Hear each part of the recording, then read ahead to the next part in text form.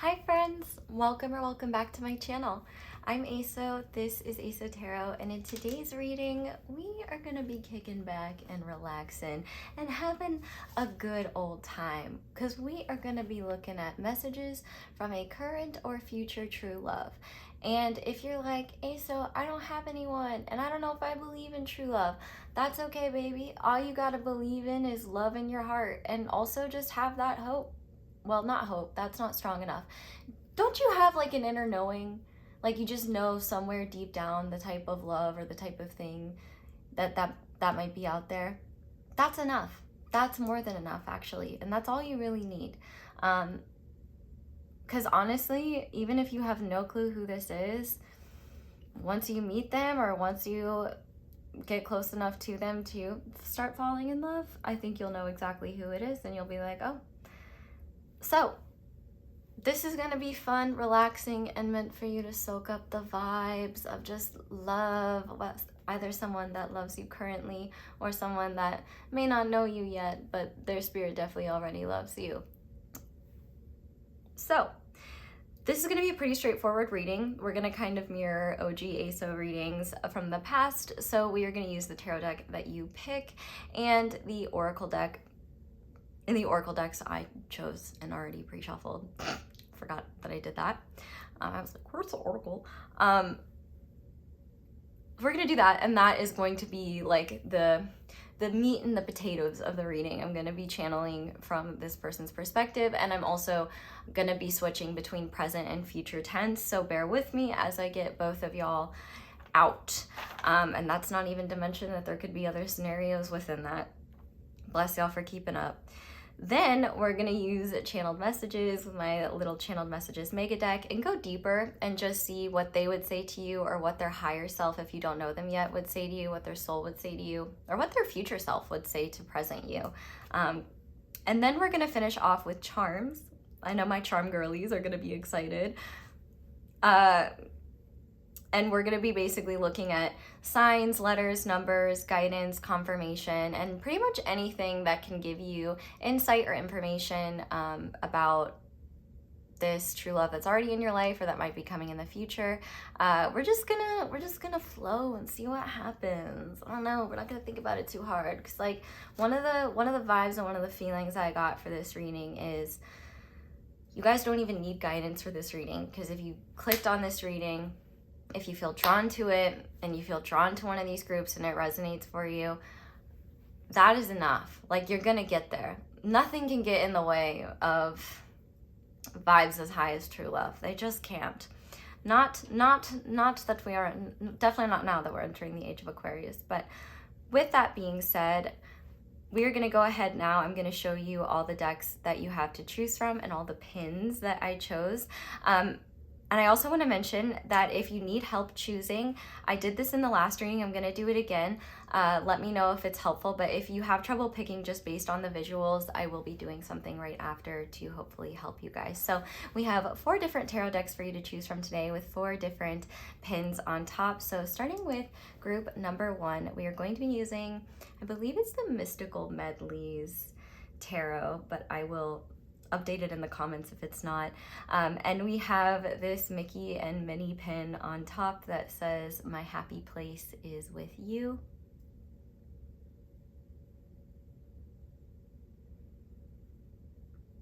And then for group number 2, we are going to be using the Tarot of Oneness, and I have this Aladdin and Jasmine pin on top.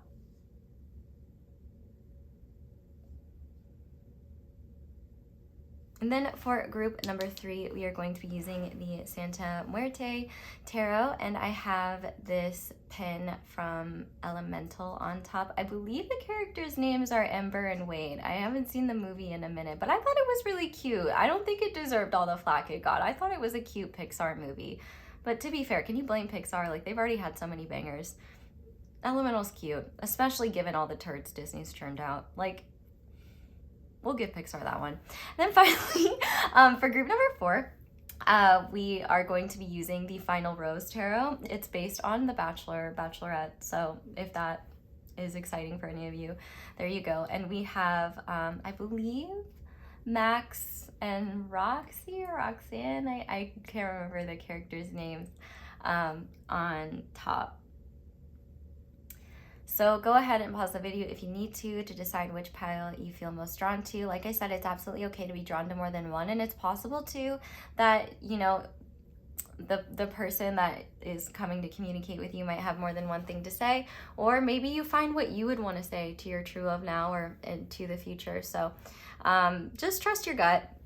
But I'm gonna go ahead now and I'm gonna take this dice and I'm gonna roll a number for each group and then just see what signs and symbols come up. So if any of those are relevant to you and they help you pick, let me know. If this is something you want me to do more of, let me know.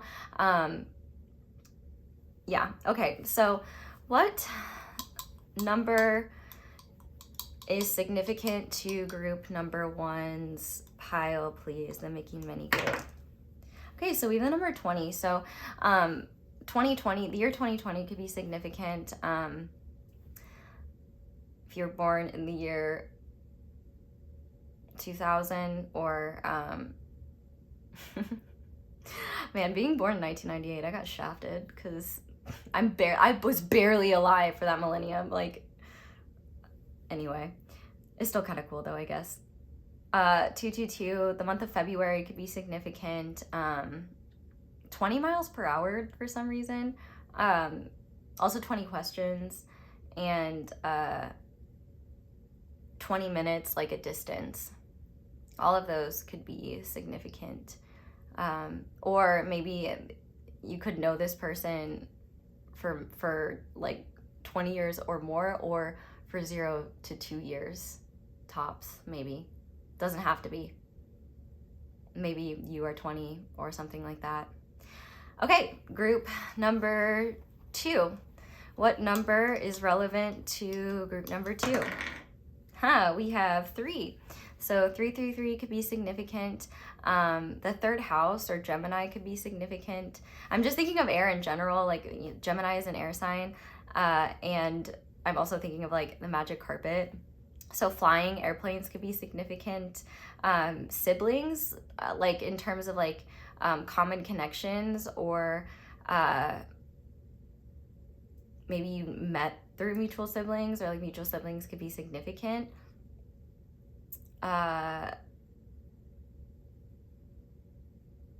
Also the phrase chatty Cathy. 333, obviously, meeting in university or like an academic library setting, even like a bookstore, or just like the theme of dark academia, like the aesthetic, that could be significant or helpful. Oh, the month of March 3rd. Yeah, okay. I love how this dye like glitters in the, oh, that's so satisfying. Same with the nails. Okay, group 3. What number is relevant for group 3? What signs and symbols are significant to group 3 that could help group 3 pick? Okay, for group 3, we have more 3s. So I'm gonna say kind of basically the same things, but for this group, I'm hearing specifically 3 by Britney Spears. So if you've been listening to Britney Spears a lot, that could be your sign. Also, just like the shape of triangles, isosceles and right triangles specifically. Do y'all have a favorite shape? Mine is a rhombus. Let me know. Rhombuses could also be, no, is it a rhombus or I love trapezoids, but I also love rhombus. Don't make me choose between trapezoid and rhombus, but all those could be significant. This could be someone you feel in the 5th dimension, but you're trying to manifest in the 3rd dimension, or the fact that we have fire and water here, like one of you could be more feminine and fiery and the other could be more masculine and like watery, or like, you know, both of you could be, it doesn't really matter what, but like their fire and water seem to be significant here. There could be 3 years or 3 months between the two of you. And yoga? Oh, dirty jokes, like boobs and butts. That's significant for this group as well. If any of those resonate for like flip-flop, I guess maybe both have messages for you. But finally, group 4, what number is significant? Signs and symbols are relevant for group 4. Okay, we have the number 8. So there's definitely something infinite, and I'm hearing golden in my head, which always love to hear that in my head. The infinity symbol could be significant, or someone could drive an infinity or a Lincoln. I also see with this number 8, like the Hindu goddess Durga could be significant, as well as just 888. The month of August could be significant, or the Lionsgate portal, so lions could be significant as well. The Lionsgate portal is usually on 88. The star Sirius could be significant as well. The 8th of a month, or there could be like an 8-year age difference. You better be above 18, I'll tell you that much if you're on this video. If not, you better click off. I'm not going to be chill and relaxed about that. I'm going to call your parents.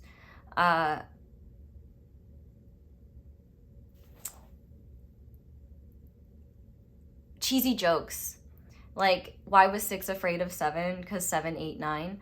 Also, you guys could really bond over food, or I'm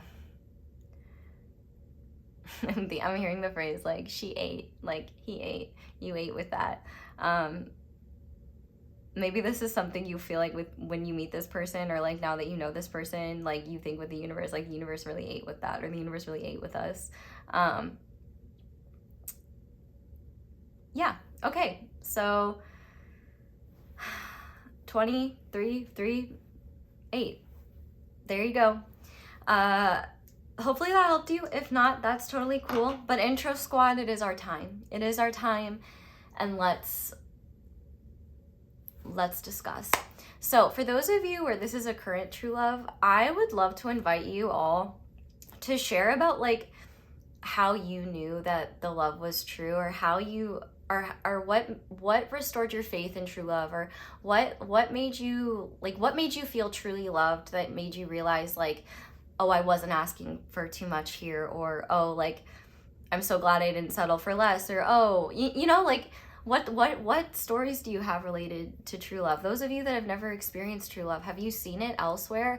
Do you want to believe in it, or do you hesitate to? I mean, obviously, if you're here, at the very least, I have to say you're at least ambivalent. Like you could be in two minds about it, because maybe you want to believe in it, but you're afraid it's not real. I guess an example of true love that I can share, I think my parents are kind of cool. Like, I think their marriage is very beautiful, and I was very privileged and blessed to be raised in a house where there was a lot of unconditional love, which is definitely necessary because we're not all perfect, but they modeled like, first of all, just like healthy relationship dynamics. Like, they both were equal, or like have always been equals. But I guess a sweet thing that my dad did for my mom's last birthday is he got her, was it her birthday or anniversary? I can't remember. I think it was her birthday. Like you're on the edge of your seat caring that much. It doesn't matter. He got her 8 different plants, which, like, my mom's a Virgo plant queen. She's got plants everywhere. But every single plant represented something special. So like 3 of them represented their kids. 1 of them represented me. I can't remember which one though. I can't remember what I was. But and the other 5 represented different aspects of like their relationship. Like, one was like their marriage, one was them as parents. Like, yeah, I don't know. It was really sweet. Like, I cried. Like, it was really sweet and really heartfelt, and like just I'm like, at the same time, like, I gotta vent. This is my channel, I can vent. My dad will be like, sweetie, you know, it would just be really great if you know, if you found someone that made you happy, you know. And I'm like, you're the one that's supposed to be like, no one's good enough for me, and you're the one, like, which, it's sweet. It's really sweet, honestly. It's just because he's happy with my mom, and so he wants me to be happy too. But I am happy, and it's just kind of funny because it's like, man, imagine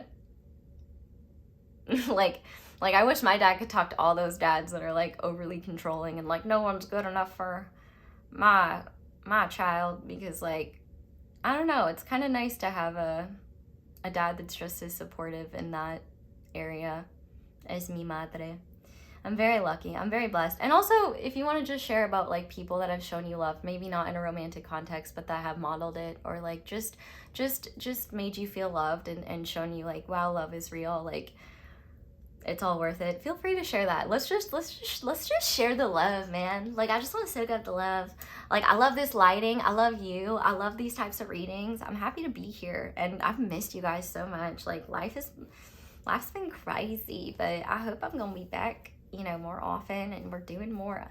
2026 is gonna be exciting. I'm excited to have y'all here with me. I really love you guys, and I love this lighting. So thank you to everyone who enjoys this lighting as well, because it's not changing. Yeah, okay, I've yapped enough. We've got a reading to do. Scroll down to the bottom in the comment section, description, links to all of the groups. I will see you in your reading. I love you guys so much. Thank you for being here, and I'll see you in a minute. Hi there, Pile 1. Welcome to your reading, and thank you so much for being here. If you guys chose the Mystical Medleys Tarot and the Mickey and Minnie pin, this is going to be your reading on messages from a current or future true love. So just set the intention, you know, really sit in your heart, connect to your heart space, and set the intention of either the person you have in mind or however you feel, see, or envision true love, a true love, or the idea of true love. And just focus that on the deck while I shuffle, and just intend that the messages most necessary come through. And we'll also pull charms and stuff, so hopefully that'll give you extra confirmation or extra insight if you're curious. But I also have plenty of readings on love-related topics, so you can definitely explore some of that after this, or you know, if you want me to do more in this vein, like go in depth into who it is or something like that, let me know.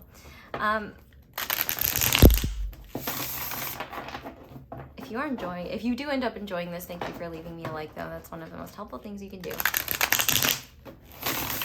Okay, I'm gonna stop shuffling this in a second because it's kind of hurting my hands, and I've got 3 other groups to do, but okay. Thank you for being here. I don't know if I said that, so. Group number 1's current or future true love. What do they want group number 1 to know most? What messages does group 1? Okay, we have the 2 of Pentacles. We have the Knight of Wands. We have the King of Pentacles. We have the Ace of Cups. We have the Knight of Cups. And on the back of the deck, we have the King of Swords.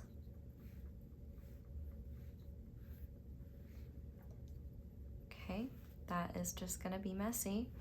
And let's go ahead and clarify these bad boys. So to start, we have Mercury retrograde reinvention.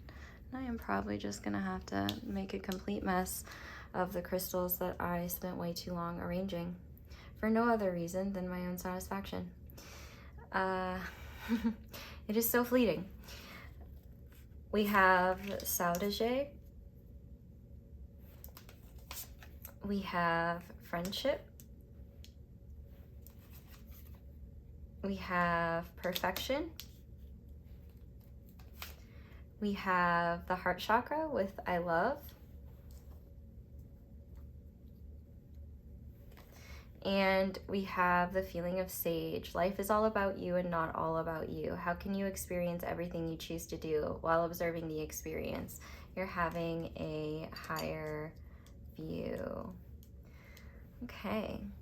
Is everything in the frame? It is. Yeehaw. All right, let's go. So bear with me as I bounce between current and future people. But for a lot of you, I do wonder if this is someone... Actually, I'm going to start with future, especially for those of you that know this person is out there but have no idea who they are. the way that you meet them is so incredibly fated that like you couldn't avoid them if you tried. Now, meeting them is fated. What you guys do together and how things unfold, heavily dependent on both of your free will and how things move forward. Now, obviously, there's love here between the two of you, whether you even met each other or not. But sometimes, like when there's intense energy between two people, but also like not a whole lot of familiarity yet, it can lead to some like awkwardness or chaos or just intensity that can make things like shaky. So there could be some bounciness in this connection. And I don't think it's related, and it's not bounciness related to how this person feels about you. They know how they feel about you. Actually, how they feel about you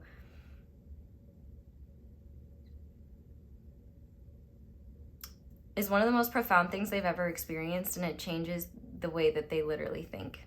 With the Empress underneath here, you've shown them what true value is, and it's, if they've discussed life plans with you,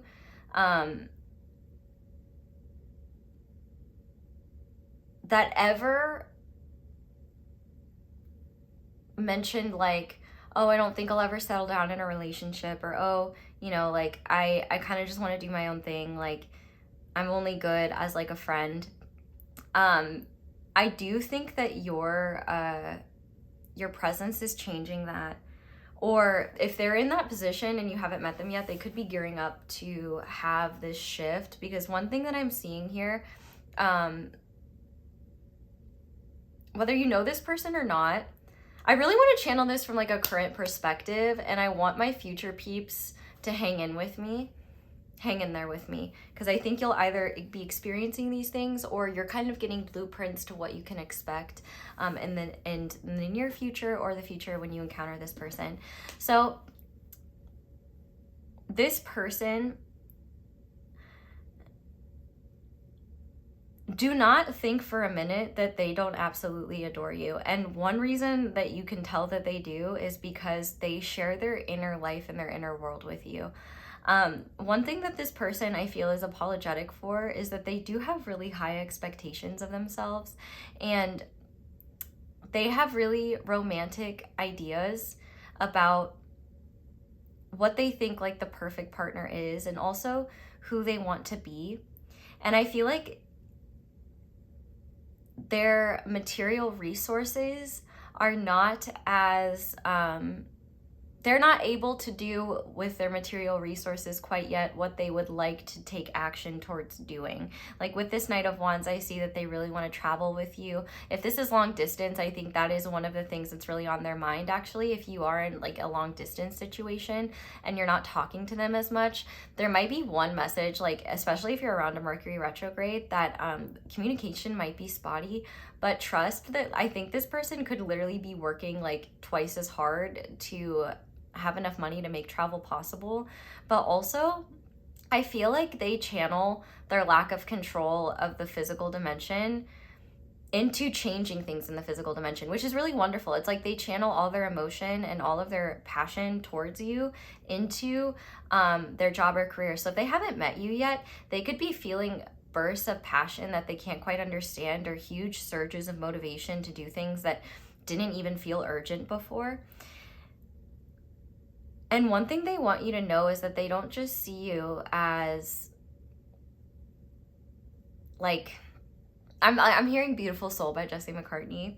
Like, I don't want another pretty face. I don't want anyone to hold. I don't want my love to go to waste. I want you and your beautiful soul. Like, I think that, first of all, if you guys have to be friends before things can be romantic, it's definitely because on this person's end, they feel that's what's most fair to you, because they feel like you deserve the world. And if they can't give you like the bare minimum, they shouldn't be giving you anything at all. But the thing is that I think their idea of what the bare minimum is like actually a lot. And because of that, I feel like they might not create distance, but there might be, I feel like they're apologizing that things are not going as fast as they want them to, but they're going as fast as they can. Like, if you haven't met them yet, I feel like their soul is just as desperate to find you as you are them. If you already know who this person is, I feel like there are logistics that are stopping this person from either making things more concrete, because they definitely want to, and that's what they're working on. Like, they want you to know that that like, you might not hear from them as much, like, especially if there's a Mercury retrograde period, circling back to what I was saying. But that's not because they're like, they're not really caring or they're not really interested. That's because they're likely working extra or picking up extra like shifts or just doing whatever they can. Like, in their mind, they are just channeling all of their energy into the third dimension, like into the material world, so that they can create a greater level of stability, so that they can take the action that they're wanting. Like, trust me when I say that they don't think about anyone else and they don't have eyes for anyone else. And so if you're worried, like, oh, what if my true love, like, you know, like in Ariel and Eric's situation from The Little Mermaid, like, Ursula cannot get in the way between the two of y'all. Like, don't worry about that. Like, there is no really saboteur here. But also,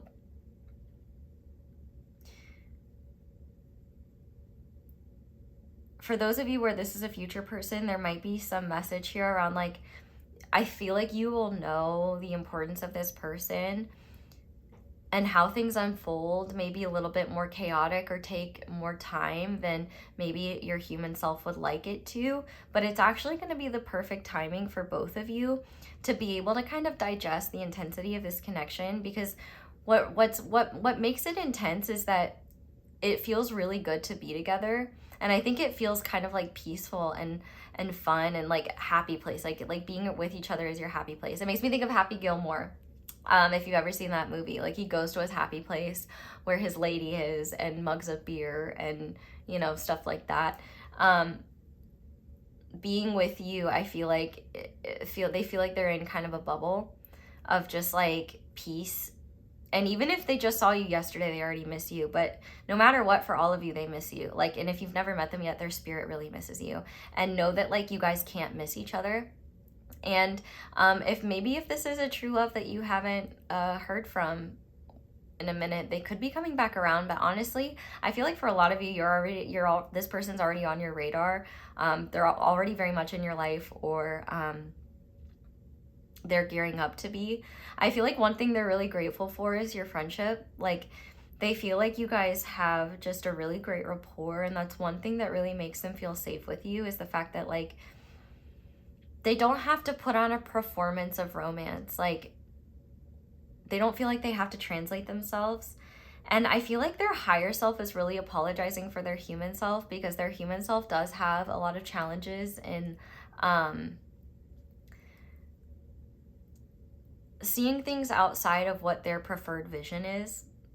But I definitely think that they're so serious about you, and they're working really hard to create more financial stability so that they can show that and be a more stable presence in your life in ways that show their seriousness. Like, right now, they feel like, you might feel like the bond between the two of you and the feelings between the two of you are enough for, like, something deeper, like a more serious commitment. But I feel like in their camp, they're like, I want that, but I want that in a way where I can give you what you deserve. And I feel the frustration here, but know that, like, they're well on their way to doing that. They're not behind at all. And, like, if anything, this is just allowing for a healthier foundation. It's preventing anything, like, too much too soon from happening. But I feel like they want you to know as well how healing your presence is. And, like, you make them feel really young and giddy again in ways that they didn't really think. The name Gideon as well, or Pigeon Forge. I'm pretty sure that's a place in Tennessee, so Tennessee can be significant.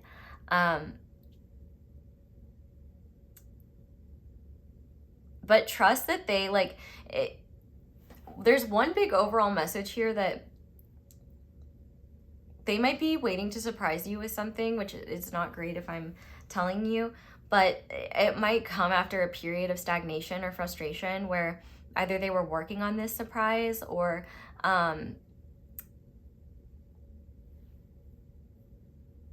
if there's time zone differences or communication delays, that could be a problem.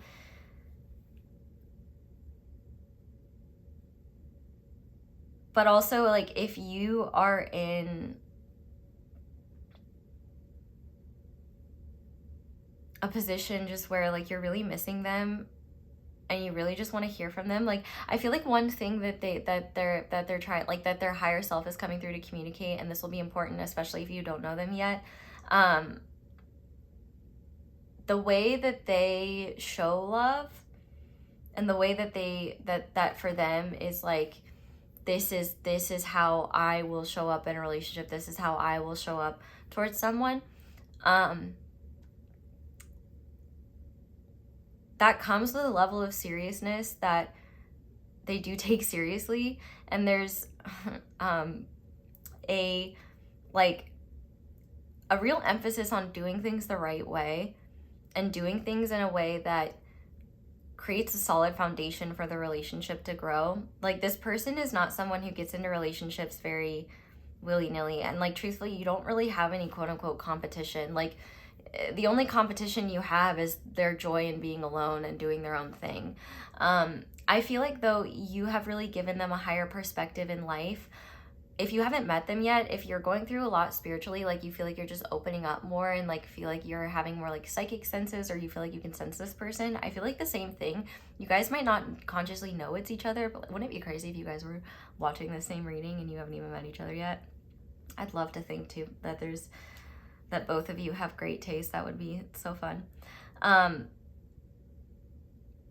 But, like, don't let the overthinking get in the way of what your heart already knows here, because I think a part of you knows, like, this is all gonna work out, and knows that, like, it's just a matter of being patient. But I think one thing that you don't know is that some of these delays that you might feel like are just bad luck or life getting in the way, or, you know, frustrating setbacks, you're actually, like, divine genius at play.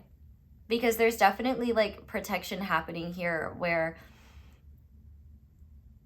you guys are getting time to digest energies and also just get more comfortable integrating more and more when it comes to this connection, because I really do feel like there's a lot of expansion that you guys are either meant to create together or are already creating together. And that also requires more financial stability on their end, and maybe yours as well. Not a day. I was about to say a day, and then I heard not a minute. Not a minute goes by where they're not thinking about you. And I think that if you, like, the next time you see them, you can definitely expect them to be very affectionate with you. Or if you feel like, you know, if you are in communication with them, if you're like, hey, like, if you just, like, you know, maybe remember to send me a good night text, or, like, you know, if you just said, like, small things that would help you feel loved, that might be helpful on their end of feeling like that. But also, if you guys are not in, like, in a commitment, I do feel like this person feels a personal responsibility to let you have the freedom to choose, and is willing to only be your friend, because they're so serious when they say that, like, they do not want to, like, make false promises, and sure, they might be a little bit rigid in how they want things to unfold between the two of you, and I think that there's kind of a message here from the universe that your gentle nudges and, like, what makes you feel loved and what's truly meaningful for you could be helpful in helping this person reshape their vision. But there's some things they are just going to be stubborn on. But best believe that they are trying to run twice as fast as their legs can go just to get to where they want to be with you. And, like, I feel like you are a very, one thing that they want you to know for sure is that you've been a very profound source of comfort, just in the sense that, like, oh, people like you exist. If they haven't met you yet, you will be that. But also, the way that you make them feel, like, you just make them feel so hopeful and optimistic, and, like, they just, like, feel like, you know, like, when you just see someone, like, really cute, and you just want to, like, put their cheeks and, like, give them a ton of smooches and just be like, oh my gosh, I just love you so much. Like, that's how they feel about you, or that's how they will feel about you. And this person does take time to open up, and so I do feel like for some of you, you might find that the person they are when you meet them versus the person they are after being in a relationship for 2 or 3 years, like, that is definitely going to be Like they're going to be more relaxed and they're going to be more affectionate and more open and more easygoing. But I'm really happy to report that they take you very seriously. And if they haven't met you yet, they will take you very seriously. And if you haven't met them yet, like when you guys do meet each other, like things will start to make sense. Maybe not immediately, because I do think there will be a slow build. And I think for all of you, that slow build is there for a reason. Like it's definitely a great thing. But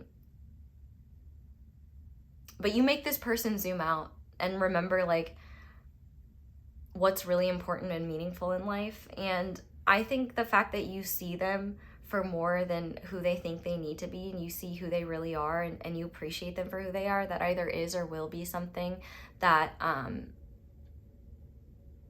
really seals the deal for them. Like, yeah, I would literally like die for you. I would work in the mines morning, noon, and night to give you what you needed. And I also think as well, if you're in a process of great transformation right now, and you're like, where is this person? They might be around the corner.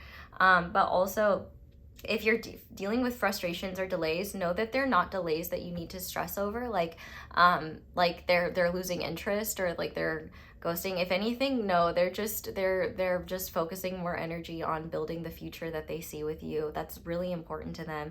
And I think also they want you to know, like, bear with me, because I am trying to mature a lot really quickly. It's like almost like you came into their world and woke them up, and now they're like, oh my God, I want to be like 5 years ahead of where I am. But the cool thing is that they can do a lot in a short amount of time, but it doesn't feel like a lot when it's from your perspective, because you're not seeing what's really happening. But the imperfect nature of all of this, and I think this is coming from the higher self of for all of you, whoever this is, the imperfect nature of how things are unfolding is actually perfect for what you both need and what you both are learning, and is only going to bring more learning and closeness, so long as, you know, neither of you use your free will to sever ties or burn bridges, of course. I don't see that happening from this person, but I do see them being very at peace with, like, you're really helping them get clear on what they want. And they really, truly just adore you. Like that Harry Styles song, Adore You, is very much like how they feel about you, or how they will feel about you. So why don't we get some clarifiers and see what else they would say to you. Just go a little bit deeper. So if you haven't met them yet, you can take this as their higher self. But also too, like, if you haven't heard from them in a minute, you will hear from them soon. And like, if you're in a Mercury retrograde period, their communication might be more frazzled and hasty and more short and more like casual, and that might like, that might like stress you out. And if you ask them like, hey, like, are you okay? Like, they'll be like, yeah, I'm just stressed out. Like, they are just stressed out. Like, believe them. But also after that, like, after that period, I think that they'll either return to how they normally speak to you, or they're going to be more fluffy and affectionate, because they're going to be making progress and be really excited about that. And I feel like I'm hearing you say, like, but I wish I could do something. Like, I wish there was something I could do to make it go faster. Like, I wish there was something I could do to, like, help them. And it's like, what you can do to help them is just sit back, relax, and let them do the work. Like, just chill out, man. Like, you can do something. Take it easy and hang out, which you're already doing. So congratulations, you're doing everything you need to. Okay, so group number one's current or future true love. What do they want group number one to know? We can grow faster together. Yeah, I feel like if that's something you've planted the seed of, I think that they agree. And so I think that they're really trying to, like, either make things happen so that you can either be together more frequently, or move things to a stage where you are together more often, like moving in together or something like that, or something more serious. I feel like they're also just grateful though for how you help them be more positive, or you will. And honestly, things will drag the slowest before things really come together here, because once you guys are, like, you know, functioning more as a unit rather than just two people trying to figure it out, You guys are going to do a lot in a really short amount of time. What else? Daydreaming about you on the daily. Like, yeah, even if they don't, like, trust that, like, whatever they're doing that they'd rather not be doing, that they need to be doing in order to get closer to you, they spend the time thinking about you when they're not, like, doing important things that require their focus and attention. What else? We have Dewey, like, so definitely confirmation that they miss you. And I also feel like as well, if they've been inconsistent or hot and cold in the past, they've really tried to show you like more consistency, and they're hoping that you appreciate that. But also they feel like you're inspiring them to mature in other ways as well. And I feel like they really do appreciate that. Like, they appreciate that influence you have on them. Is there anything else? Reach for what you want the most. And on the back of the deck, I'm afraid I will hurt you. So I feel like that's why, you know, they really are a little bit stubborn with like the, you know, I want everything to be right. I want everything to be like solid and stable, because I think they are afraid of you changing your mind, or them not being enough, or them holding you back from what you deserve. Because like they really truly, like, if they're not what makes you happy, they want you to have what makes you happy. And they also don't want to, like,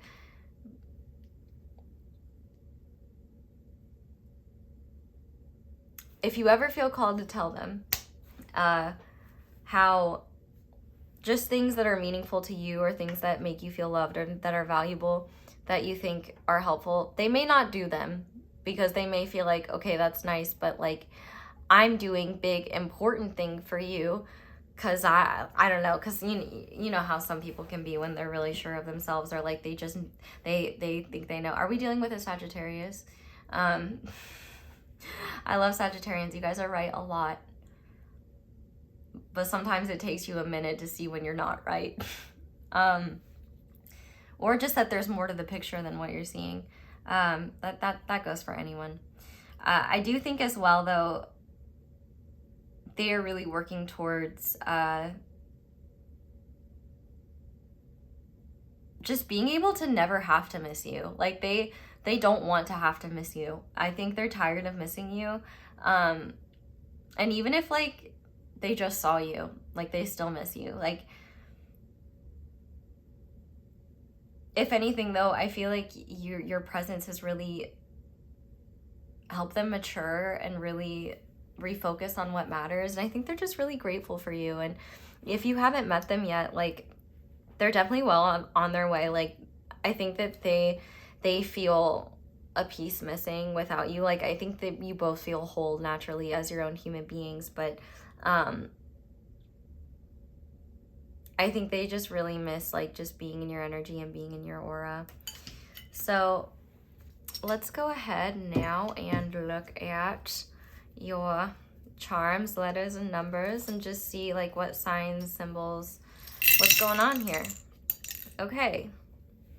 So, like I said, you're doing great, bitch. Keep it up. So, like, nothing for you to do but to sit back and relax, because I think you've already done all you need. Like, you just being there for them, I think, is really meaningful. And also just, like, not everything has to be your job. And they're really asking you to let them cook. Because not everything, like, you don't have to have everything figured out. And some things are their job to figure out. Okay, let's do numbers and letters really quickly. So we have 5, 8, 1985, or the age 58 could be significant. We have 2, we have another 5. We have 2 4s, 44, April 4th, February 5th, May 2nd, August 5th, May 5th, May 8th, February 8th, August 4th. Let's see, we have the letter C, Y, O. Maybe you're being coy or they're being coy. Sequoia trees could be significant.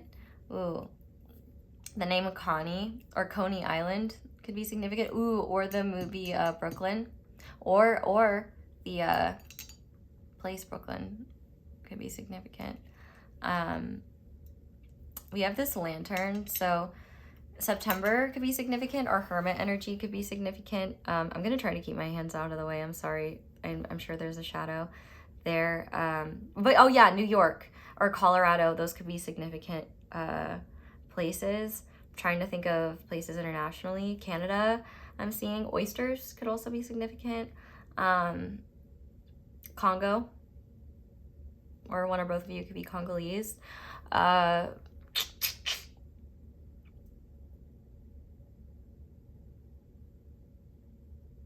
Someone could be like a corrections officer, or one of you could write like fan fiction, like your name, like YN, your name. Oh, there's literally a Canadian coin right here. How silly am I? Oh, we also have Topo Chico, so Topo Chico could be significant. We got a moose here. And with the number 25, so once again, Canada could be significant. But also this could be a sign of money coming in as well. You could meet this person in Canada or something like that. Oh, the name Connor as well. Okay, we have another C. So you could have repeating letters in your name. Tobacco and Tabasco are two words that I just heard, which, you know, one's something you smoke, the other's something you put on, another's a sauce.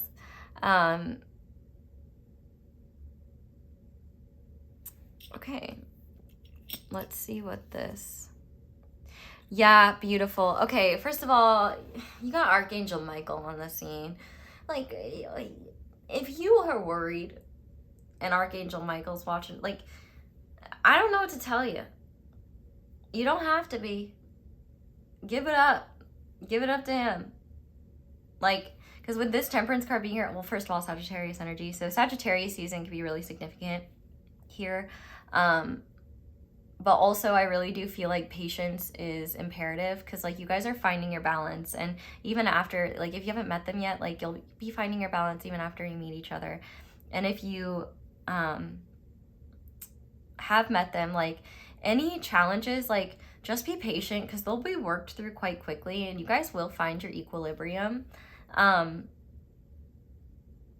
And honestly, the only scary part of the process will just be the parts of you that overthink and the parts of them that overthink, that make communication unnecessarily complicated, or problem solving unnecessarily complicated, because you're overthinking how to communicate. And once you face that, it'll be pretty easy. And I'm sure some of you that have already been there know that. And so, you know, like, oh, we're just writing out like a period that is just more challenging logistically or frustrating, but definitely trust, like, they miss you as much as you miss them. And like, I think you both mutually feel that there's a higher purpose to you being together, and there's a higher purpose to you spending time with each other, and you're both really grateful for that.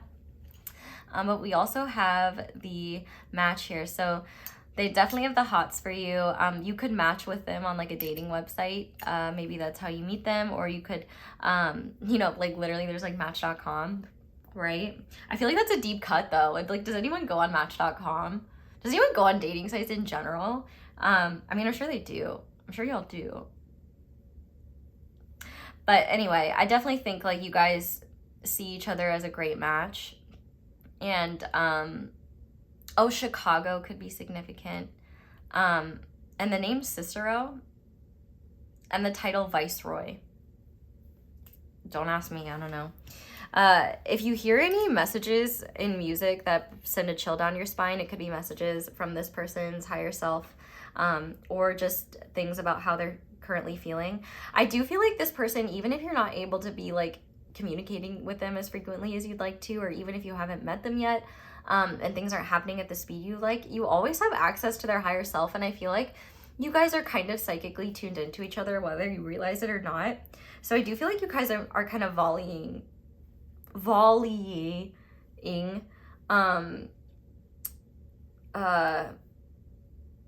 romantic feelings and like desires and things like that back and forth. So I wouldn't be shocked if you guys like get random synchronicities with each other and things like that.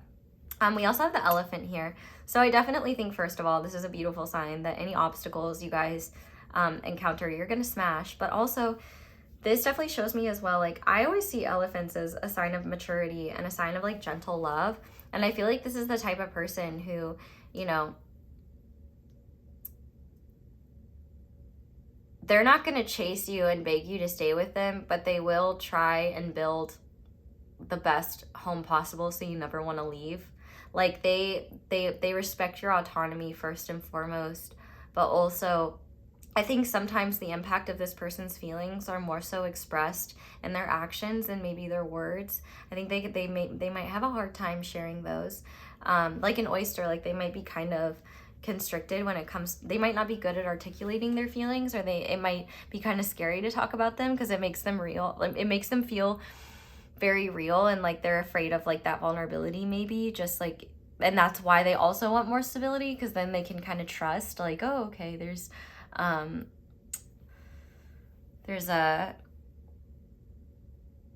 I don't know, like the more solid commitment there is here, the more safe they will feel to express their feelings, because they know you're not going anywhere. And like, you might be like, well, I'm not going anywhere now, and it doesn't matter. Like, it's not about you, it's about them, it's about their fears. But with that being said, we have this Nazar ring with different evil eyes. So this is another beautiful sign that you can trust you're protected. And like, the only thing that makes you feel unprotected is fear that you're not protected, or fear that someone could sabotage you. And they can't. Like, they can't. Nothing can sabotage real true love. I mean, like, old systems certainly used to, but those are dying, man. Like, more and more each day. And hallelujah to that. But we have Sun said, even Popeye didn't eat his spinach until he had to.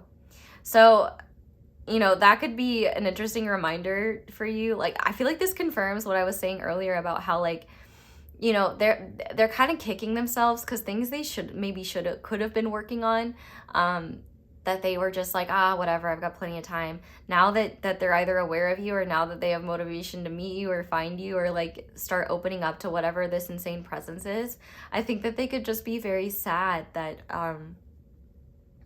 they didn't get started sooner. But trust that they're doing what they need to now.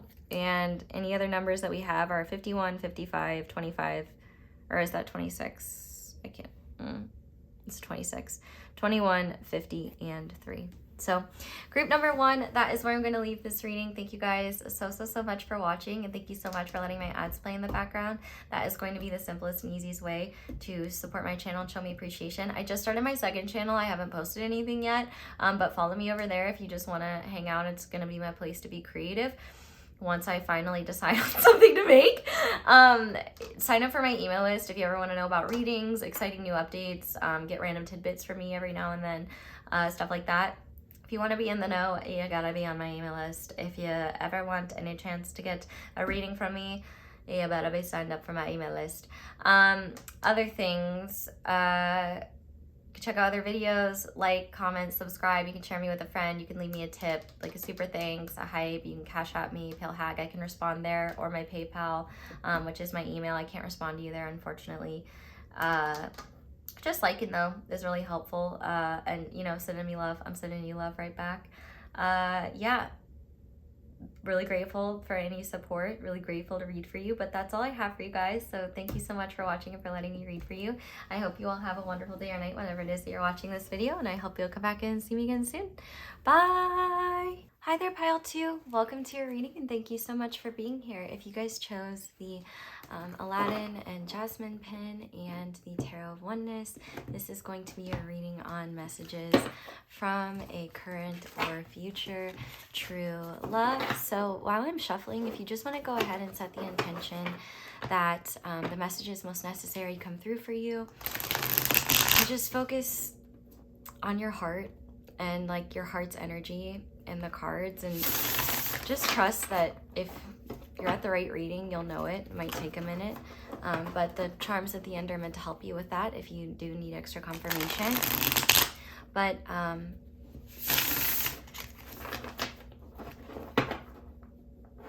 yeah, a lot of worry in this group.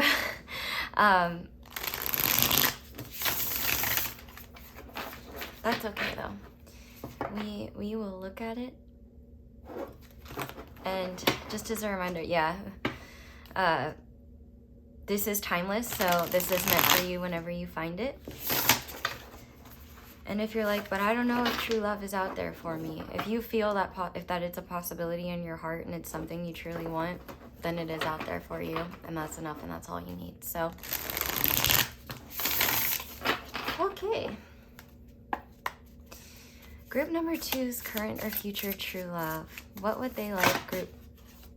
Okay, clearly there's a lot on their mind. I'm not going to take any of those though. What would they like, group number 2, to know at this time? Yes, okay. If you just know, if you don't know who this person is, or just know, like, they're straight up, if you're overthinking, they are too. They are dealing with their own mental battles as well. But that doesn't seem to be like the crux of the message here. It's just the energy. Obviously not, we only have one card. It's just a vibe that I was pulling. Yeah, we have the 9 of Pentacles. What else? We have the Star and the 10 of Swords coming out together. And one more. We have the 3 of Cups. And on the bottom of the deck, we have the 10 of Wands. Okay, let's use these to clarify. So we have Virgo, I analyze. We have synchronicity. We have purpose, I know what I am here to do. We have recovery. And we have love. I'm so into you, but I don't know where I've been. I just want you to take me where your heart is. And you're made wonderful, and I would never do you wrong. So hold it down and give me some time. Is everything in the frame? Yes, it is. And I just looked, it's 333 on the camera. So, oh, and was your number in one of the pile pickers a 3? That would be cool.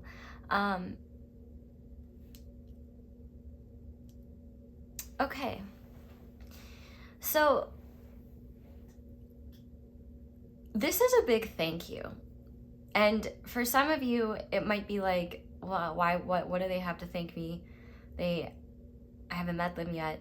But for others of you, the biggest thing that your current or future true love wants you to know is that you have been pivotal in helping them be a better person to themselves.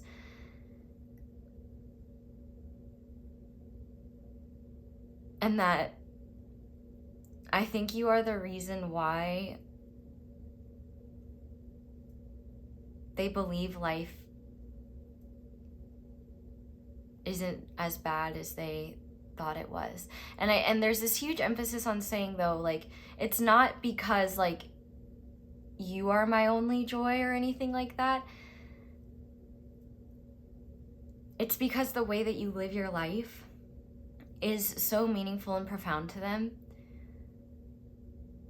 And so if you haven't met them yet, like, the way that you live your life might be quite different than the way you live your life now. But if they're already in your life, I think, and these are honestly things that I don't even think you would think twice about. Like, they're very normal to you, like small habits or small things that you do that are conscientious and considerate. You've shown this person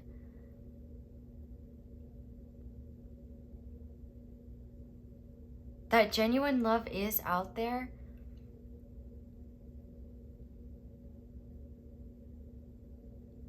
And that also, they're not trapped and limited in the ways that they thought they were.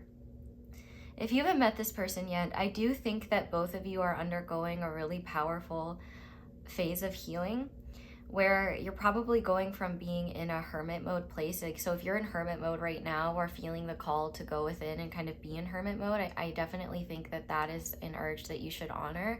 But if you're coming out of a hermit mode and desiring to go out into the world a little bit more and have more community, I think wherever you are at there, this person is actually in a very similar place. If this person is already in your life though, I think this person is wanting to own up to ways in which maybe they've held back their adoration of you, or maybe haven't as been openly affectionate with you as they would like to, or be able to spend the amount of time and energy, or I guess just be as vulnerable. Like, you are helping them learn to feel safe, to be vulnerable and open up. And even if you've been with this person for quite a long time, I think it has taken like a lot of time for this person to open up. And they want you to know that you've restored a lot of their faith in the idea that there are genuine people who can just truly love you for who you are and not what you do. And I think it's so fitting that this would come out in the group with the Aladdin and Jasmine pin, because obviously in that story, Aladdin thinks that he needs to be a prince in order to be worthy of Jasmine, but Jasmine was down bad the minute she met that man. Like, you know what I mean? She was into who he was, not what he had. And I think that there's a similar energy here that you likely either will experience or that you have experienced, where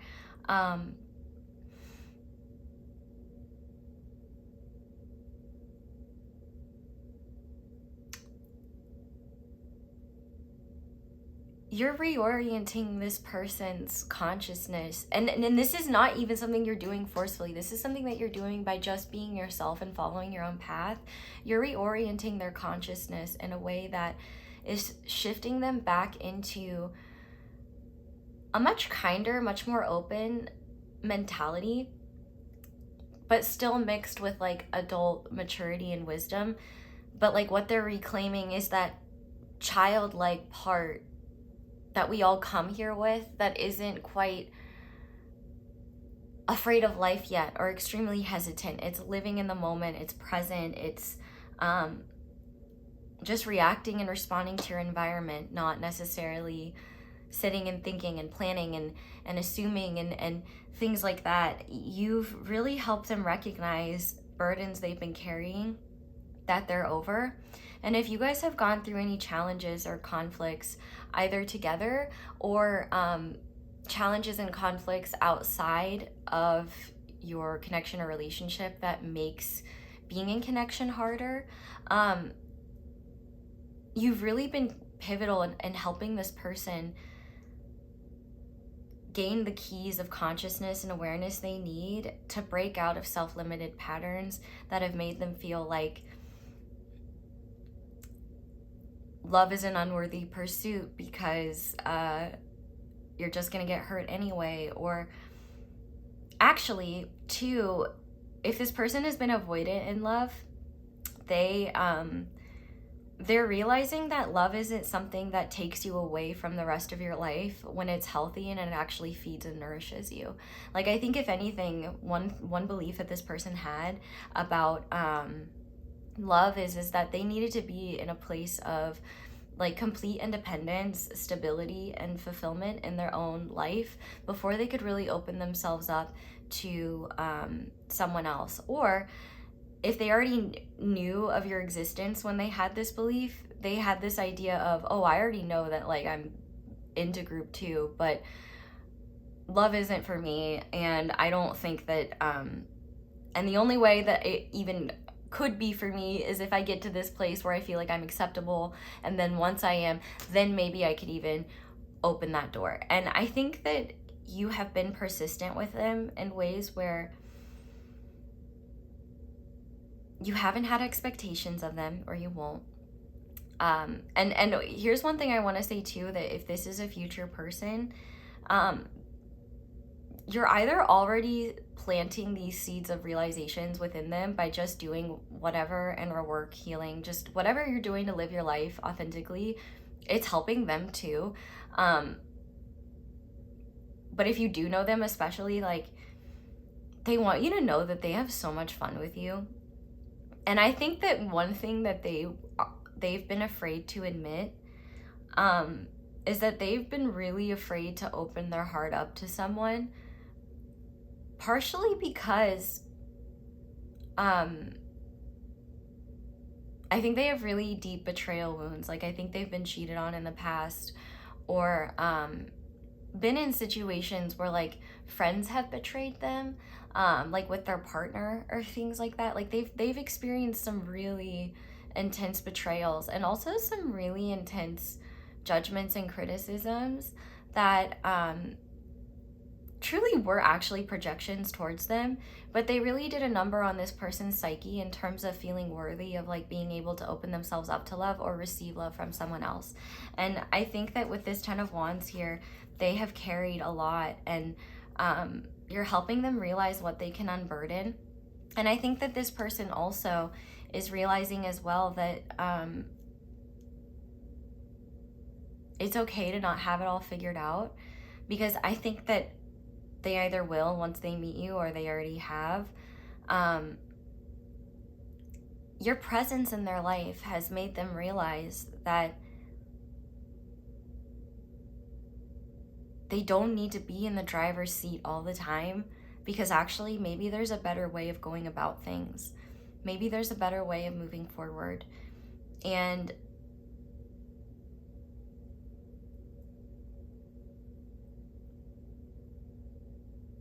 this person spends a lot of time trying to prevent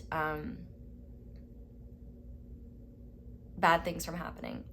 And what are bad things? That could be literally anything. It could be anything as much as committing a social faux pas, or a complete disaster happening because they dropped the ball and didn't do something that they thought they were supposed to. This person takes, like, an extreme amount of responsibility, probably too much responsibility for things.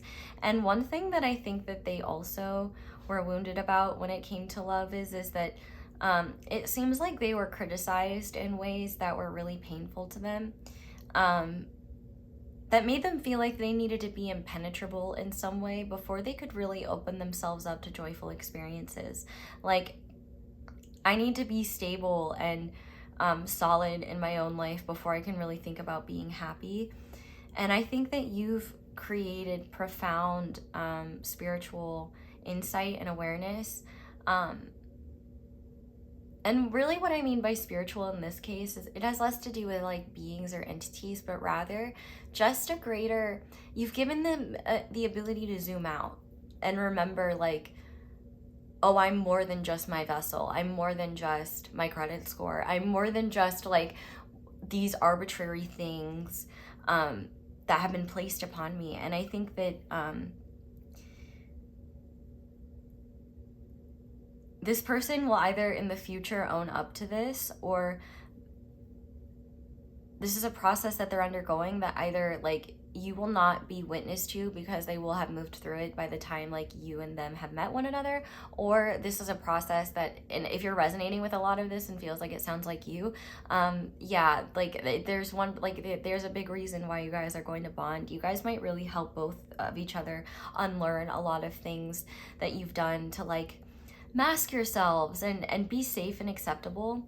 I feel like this person is kind of realizing, like,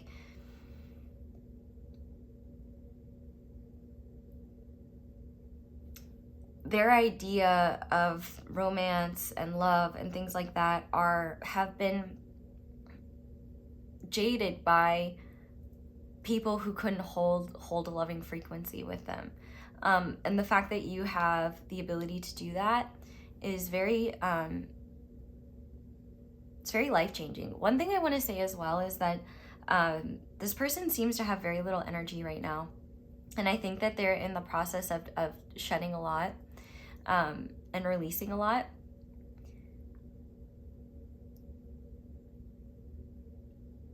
But you're helping them realize that they don't need to have it all figured out. And one thing that they want to give you credit for, actually, is that you seem to hold a lot of keys. Key must be a very, like, big theme here. You've held a lot of keys of insight into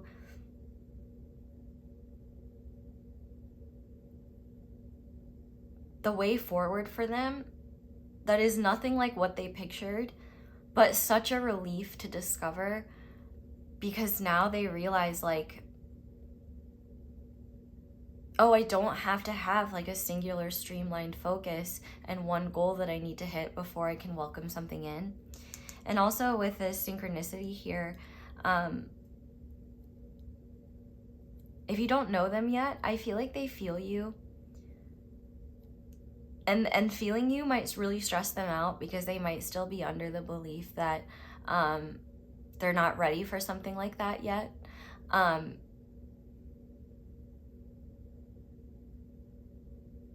But I think that what this person is starting to realize is that, and your gentleness and patience, and like this is one huge thing they want to give you credit for, your patience with them, your gentleness with them, your understanding with them, and also your acceptance and curiosity rather than condemnation and criticism have all been things that have really helped this person feel safe enough within themselves to start exploring themselves, and also start leaning into different types of intelligence beyond just logical linear intelligence to make decisions. So like intuitive intelligence, their body's intelligence, things like that, they're really starting to listen to.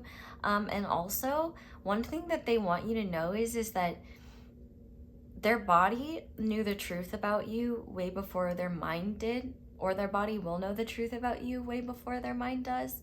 And the truth about you is that you're not someone that they need to have defenses against. I can see why they are afraid of that, because objectively, you are a beautiful shining light in their life, and your presence will be magnetic in a way where they could be extra sensitive to like disapproval or like anything that it seems like judgment. And so the fact that you haven't done that, and the fact that you've just really let them figure life out for themselves and just be there with them while they figure it out, is truly one of the most meaningful things anyone has ever done for them. And they really also want to say that they respect so much how independent you are, how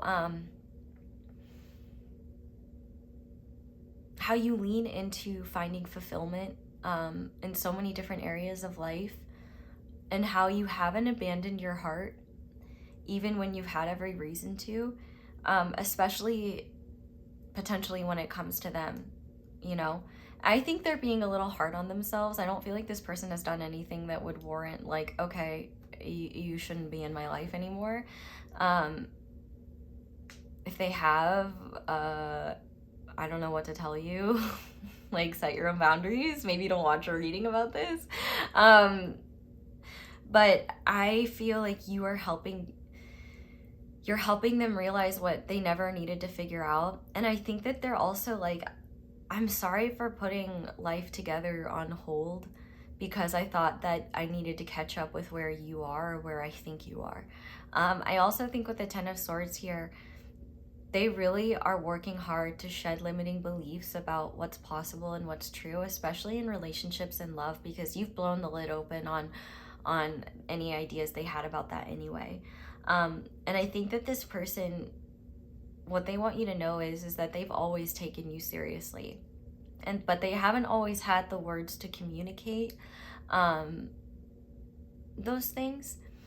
And I do think that this is a reality as well, that is just a challenge in human communication, because I think that two well-meaning people can try to sit down and have a conversation, and the way that we try to communicate things might not always be how they're received, and what we're trying to say and then what's actually heard are two different things. And then if what's being heard aligns with some sort of wound, it can get very easy for things to devolve into like defensiveness and conflict, or just like talking in circles and not really getting anywhere. And I feel like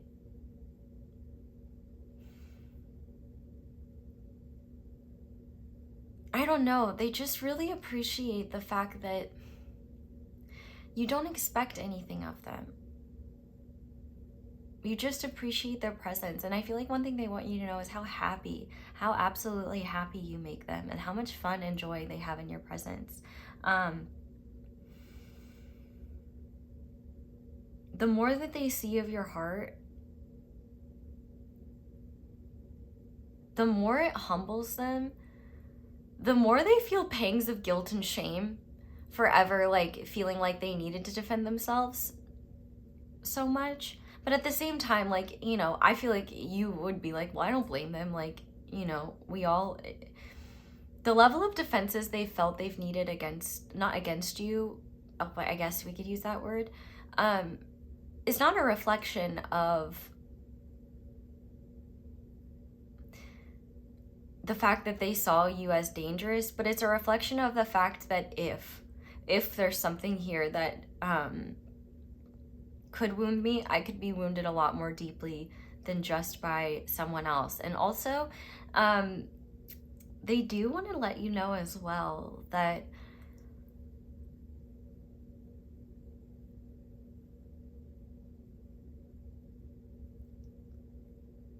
being with you and doing nothing makes them happier than hitting goals that they've worked for years. Not only that though, if you guys both have Virgo placements, they appreciate that you also understand the challenges and limitations of a mental prison. Neither of you need to have Virgo placements. I think that there is just a lot of overanalysis in general, but Virgo can be really challenging depending on where it is. Like, for example, if you have a Virgo Venus or Virgo Moon, I'm a Virgo Moon, I'm only starting to become aware of how often I analyze my feelings instead of just feeling them. And I think that can make the process a lot more difficult because you're trying to figure things out instead of just being present with the process. And it's an internal process. So it's like, I don't know, Virgos don't always have the best internal processes.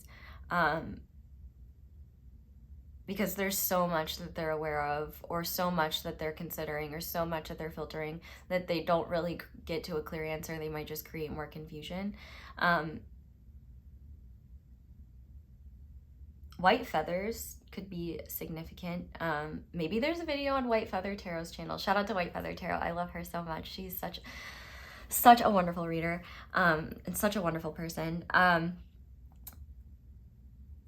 I feel like they've been seeing signs about you, or if there have been times where you guys haven't been in contact, or like where things have been challenging, in those times, thoughts of you only got stronger, and actually that's when they would be like almost assaulted by signs and syncs around you and their connection, like you. But one thing they do want to mention is like, when they do life with you, life gets so much easier and it seems so much brighter and more hopeful.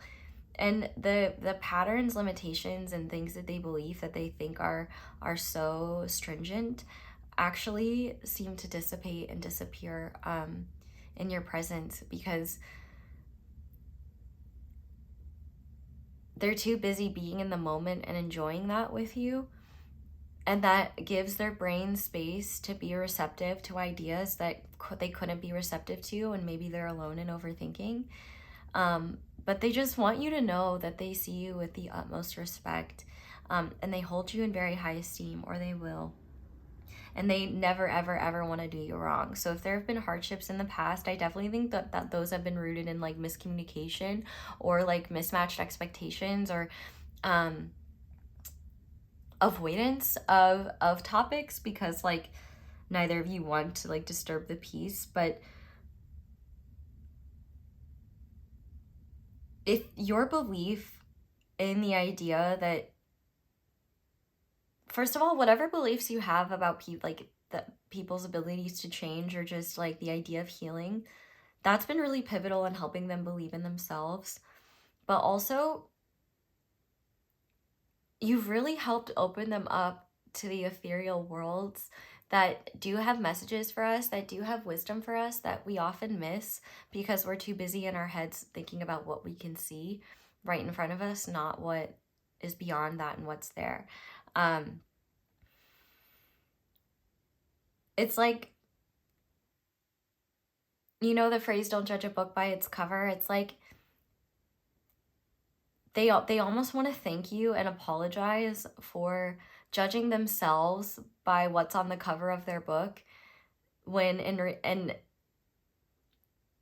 and maybe making it harder for them to open up to you as a result, when in reality you liked the book itself and didn't give a shit about what was on the cover. Like you've always been, or you know, what will draw you to them is who they are, their spirit.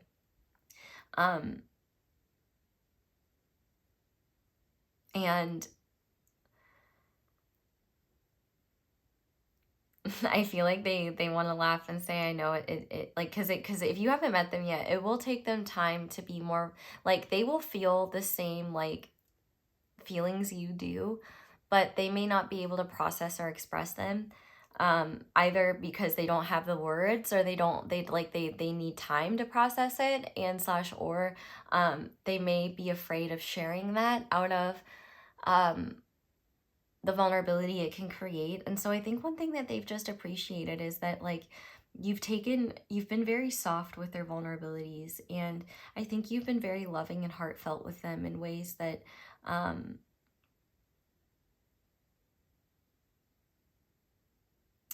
they felt like maybe they didn't deserve, and they realized, oh, maybe this isn't about deservingness. Maybe I think you're just really showing them the realities of higher truths, and like how treating people in loving ways works. And I feel like there is definitely a bit of an apology here around, like, I'm sorry I misinterpreted a lot of your behavior, or looked for holes in it. It's like they were trying to figure out what your game was, and they were busy trying to figure that out, instead of realizing, like, though the game was that you didn't have one, and you were just being genuine in intention, like, and you just had genuine intentions this whole time. And I think that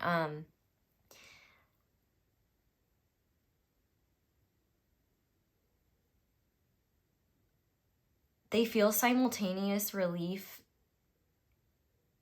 and grief, that that like you are who you truly are, like, and I, because I think that they really wanted to believe that who you presented yourself as is who you truly were, and you are, and they see that more and more, and it's like, wow. Wow. I think you are the only person in their life, at least that they're consciously aware of. I'm sure people have loved this person for who they are in their life as well, but there is more, like, expectation or duty tied or attached to it for whatever reason. But you literally had no reason to be interested in them other than enjoying spending time with them, and it took them forever to really realize that, because they just couldn't imagine someone as wonderful as you would even look in their direction. Or at least if you would look in their direction, it's because they created a big enough spectacle to keep your attention. I definitely think that you're helping them refine and get clear on what they want their life to be and who they want to become. And you're also helping them realize that there's a world of possibility, opportunity, and hope that they were robbing themselves of because they forgot it was there. And I think more than anything, they just want to thank you. And they also want you to know that it's not your job to carry their burdens. And that the best thing you can do is just be yourself and keep doing what you've already been doing, because that is helping them help themselves too. They really appreciate your independent spirit and your kind nature. And they think that you were just so beautiful inside and out. And They also want you to know they love bringing you around their friends and family. If you haven't been around them yet, like their friends and family like really either will really like you or will really like, even if they're skeptical about you, because you know how some families can be, they really like the effect you have on this person. And so that will be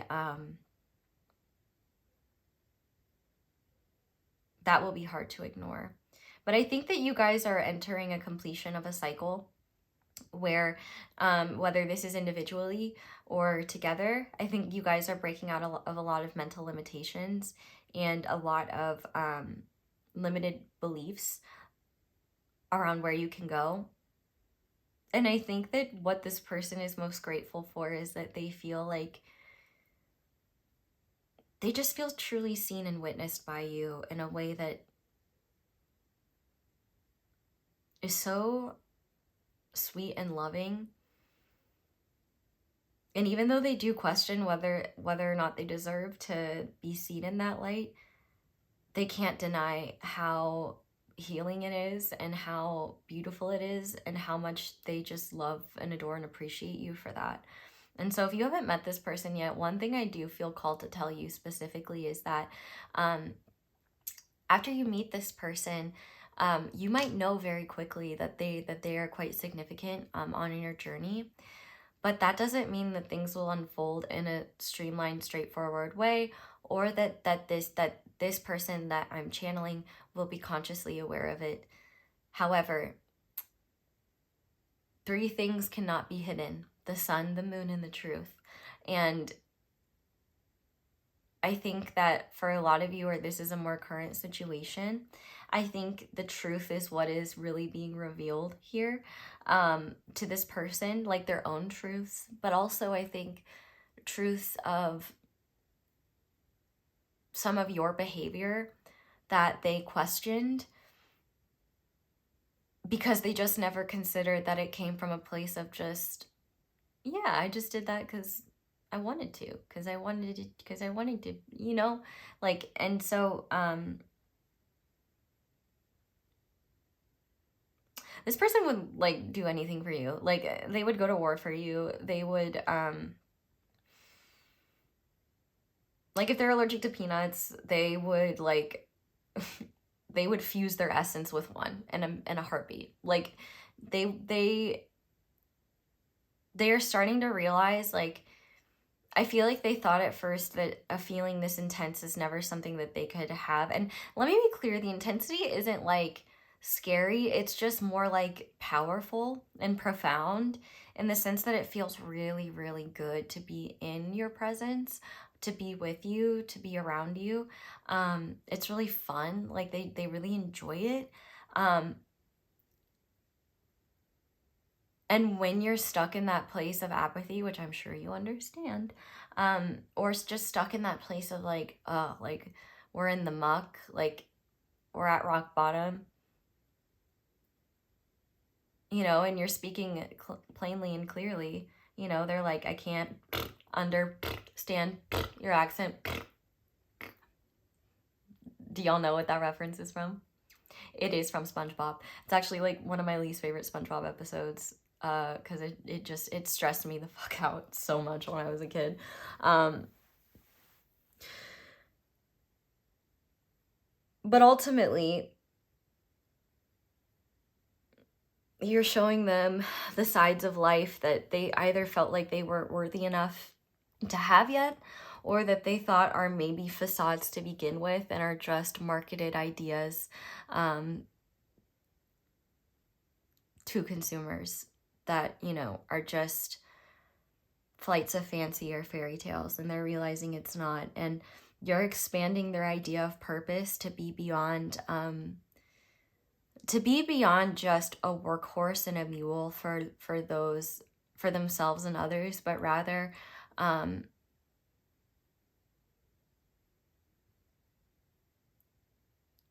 you're giving, like, I actually want to cry. You're giving them the greatest gift ever, group 2. You're giving them the gift of being able to become who they were always meant to be instead of who they thought everyone needed them to be.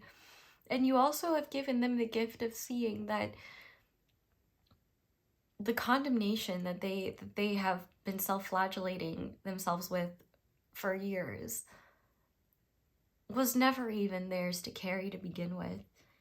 And you're redefining what purpose is. And you know, I have not heard this song in years, but I'm just hearing the melody of the Justin Bieber song Purpose. So there could be lyrics there that are significant to you as well. But trust, like, if things in this situation don't make sense to you, they will. And actually, I mean, there might be messages for you in group 1. There were some like similar messages here, but the vibes were quite different. So you don't need to take that as a sign. But one thing I will say is that there is this theme here where wherever you're at with this situation, you might want to figure it all out, or just know what the next step is, or how can we just get to this next point. And one thing that I can say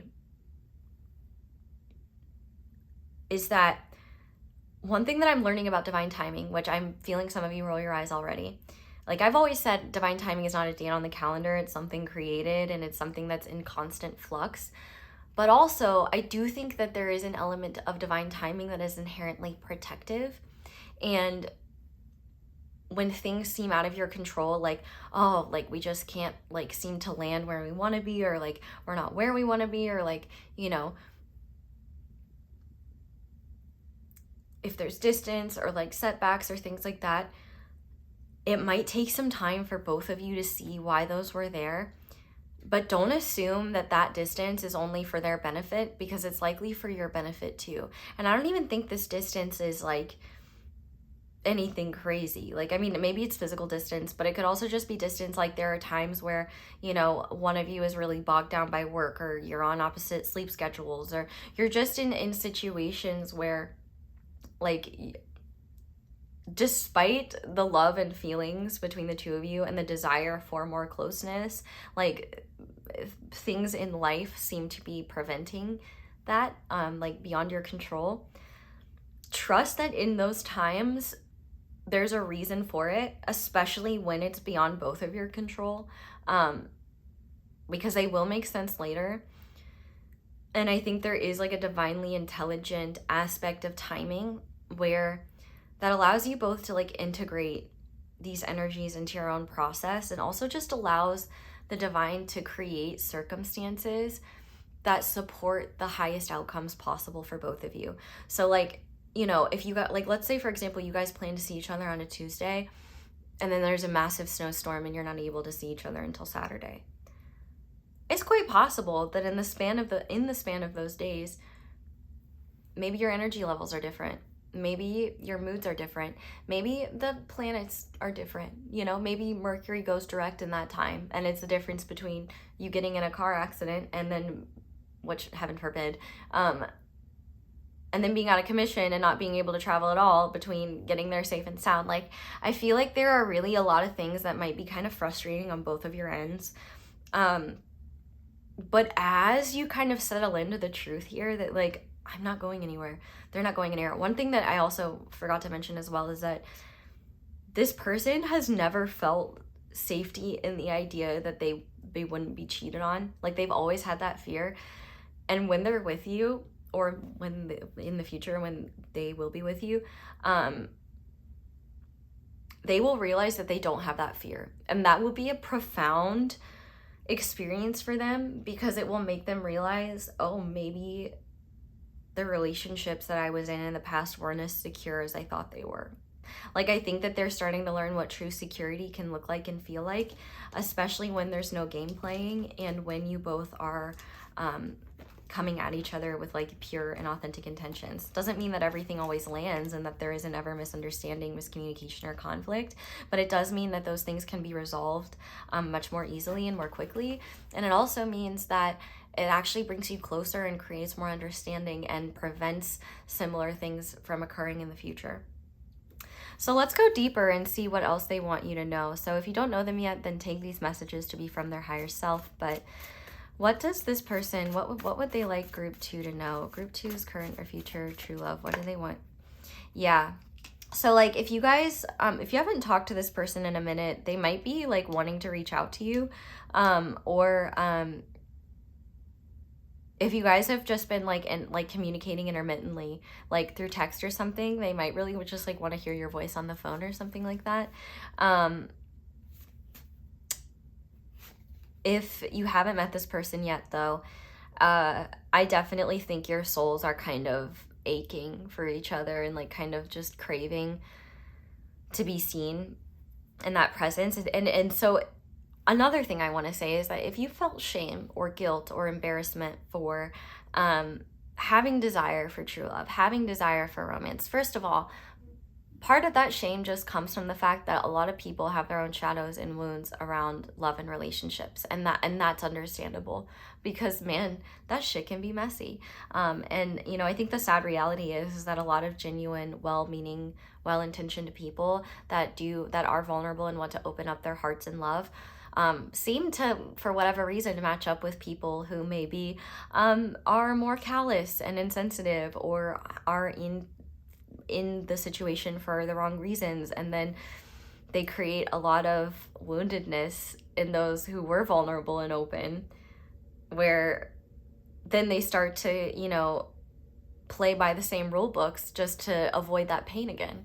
You know, it's kind of a sad irony, and the reality is I think most people are just genuine, well-meaning people who are just doing their best and do genuinely want love, but have trouble receiving it, giving it, and feeling safe enough to be in it.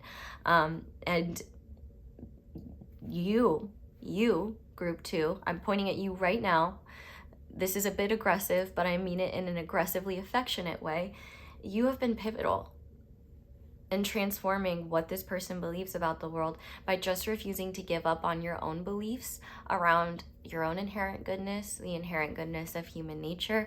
And even if you don't believe those things, clearly, whatever your belief is, it's rooted in a loving frequency. And even if you can't always believe in it or connect to it, it's a core element of your like spiritual soul signature.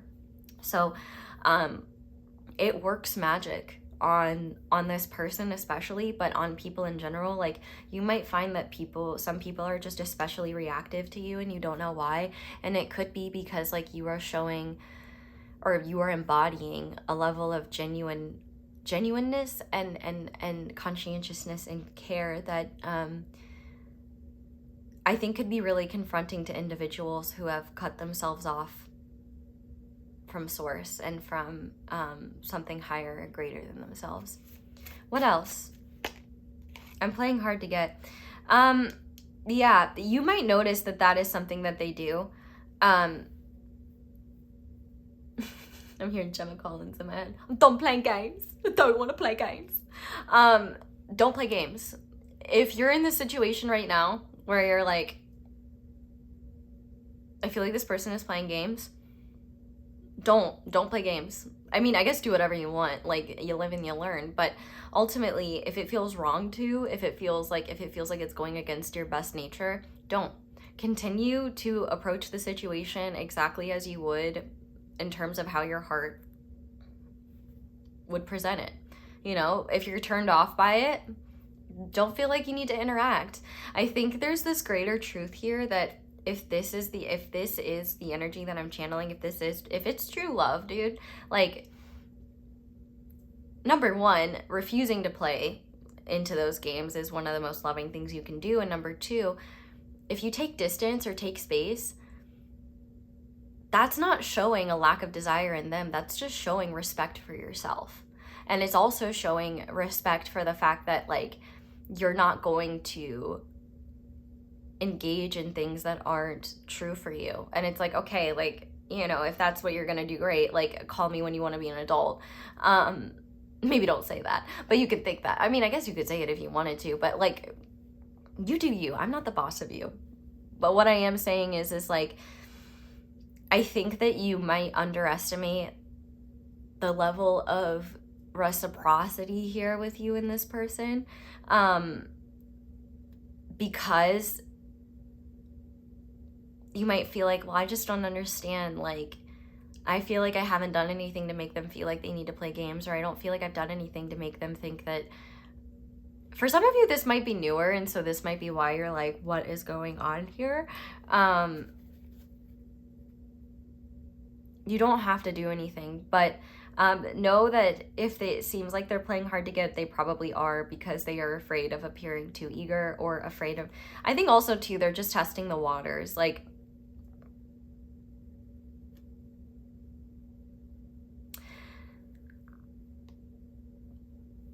another message for you: the truth will always be in your heart, not in appearances. So when appearances seem confusing or cause you to doubt your intuition, take a step back, reconnect to yourself,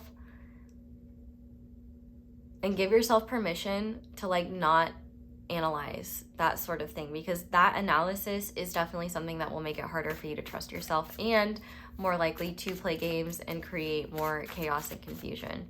But realistically here, like,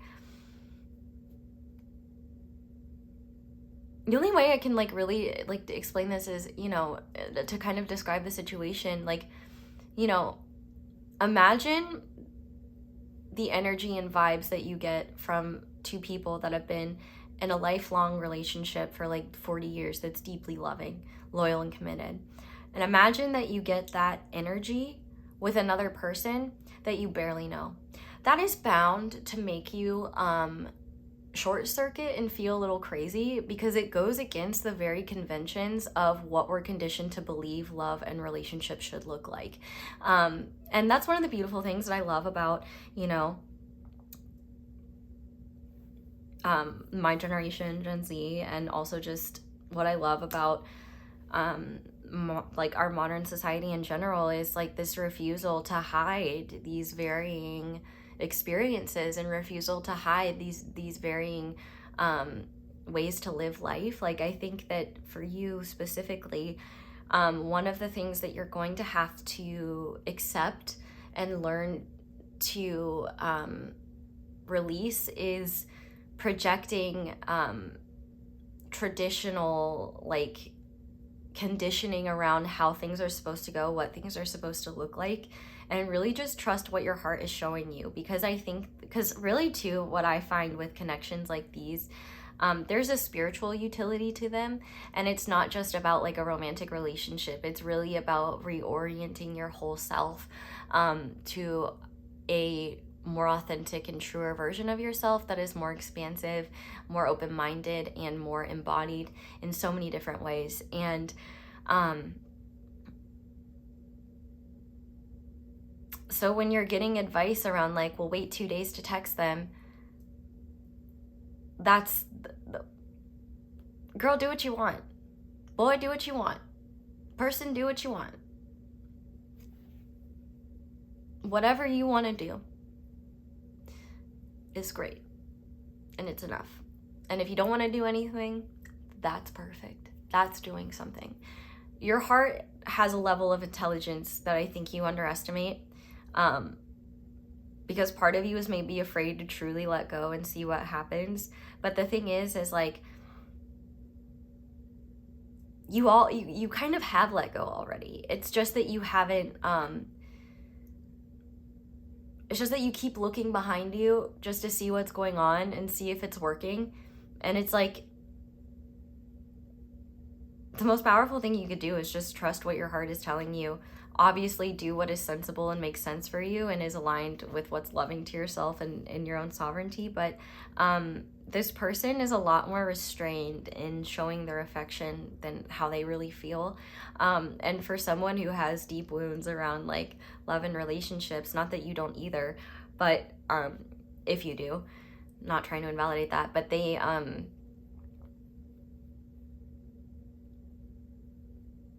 they're more strategic than you are, and they've always been that way, and it's just how they make themselves feel safe. And it's not like, it is something that will dissolve and dissipate, and already is. Like, the feelings overflow here. And so if you feel like your person is being cold or like, you know, being stubborn or stuck, just trust what your heart is telling you. Because like the way that water slowly erodes rock and makes it and changes it from like these jagged edges to something very smooth, like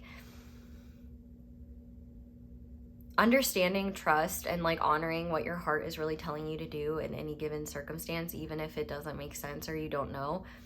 I really do think, well, number one, like whatever follows you'll be at peace with, and number two, I think that whatever follows will actually give you more wisdom than like trying to figure it out. Like, do not stoop to this person's level. Stick to your own frequency, because then they have no choice but to either like start unraveling, opening up, and like ascending up the upward spiral, or conditions get worse and more intense until they see it. So it's a power move, and it's also something that's rooted in real power, because it's, yeah, I feel like I'm just rambling now. Okay, what else? Yeah, I feel vulnerable and scared. And so that's the thing that you need to remember is like, when they feel like they've got defenses against you, like building trust in you will be something that takes time, but I think for some of you, they're already there and they still do feel vulnerable and scared. And there will be times like where they might just kind of freak out or like hesitate for a second. And it's just because like the animalistic part of them, the conditioned part of them is like, wait, like we might be getting ourselves into danger. Like, they don't protect themselves against you because they think you're going to hurt them. They protect themselves against you because they know that if you wanted to, you could hurt them very deeply. And it's kind of up to like, and you can't control that. And so for them, it's learning how to sit in that more. And for you, it's about learning to not take that personally and still continue to honor your own beautiful authenticity, because it's that beautiful authenticity to begin with that has or will bring them to the point of opening up to you in ways that they've never opened up to anyone. This person might be like a Scorpio rising or have Scorpio placements as well, because I can see it. Okay, what else? I am manifesting you. So yeah, even if you haven't met this person yet, I think if you both feel vulnerable and scared, like in your own personal lives, like I feel like these are leaps that you're taking that are bringing you closer to each other. And like I said as well, like I think that if this person is in your life, I feel like they're already like, they manifest without realizing it. Like they have visions and fantasies of your future together. And also like, I feel like if distance is a challenge, I feel like a big manifestation on both of your parts right now is closing that distance. So whether that's moving in together or being in the same town or state or country or continent, I definitely think that's a big priority. But if you guys don't know each other yet, like I do think both of you feel one another and your hearts are out there. If you don't know this person yet either, when they look at the stars, they feel you. And I should have figured that out a lot earlier because of the star here. Well, no, that's not even really. Do you see how I just placed a judgment on myself because I should have just like known something that I feel like probably could have been obvious to you, but it wasn't to me until I realized it. And then I said I should have known better. Don't do that. Don't do what I just did. Okay, because now I just like wasted an extra minute of your time. Well, no, see, and now I'm doing it again. I'm saying I wasted your time. I didn't waste your time. Like, I'm providing a service and I'm a human being and I don't do edits in these because I think it is important. Because if I edited myself, you would get nothing. You want to talk about overanalyzing. But also I think that's a flex. Like, but also I sit down here and do the dang readings. I'm not sitting down and watching all of them too. You try to listen to 4 hours of your own voice and tell me if you don't go insane. Anyway, what else would this person say to group 2? Yeah, we are one.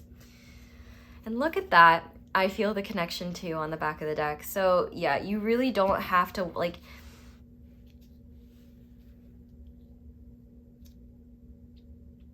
things will only get easier. The beginning of this will be the hardest part, and it's really just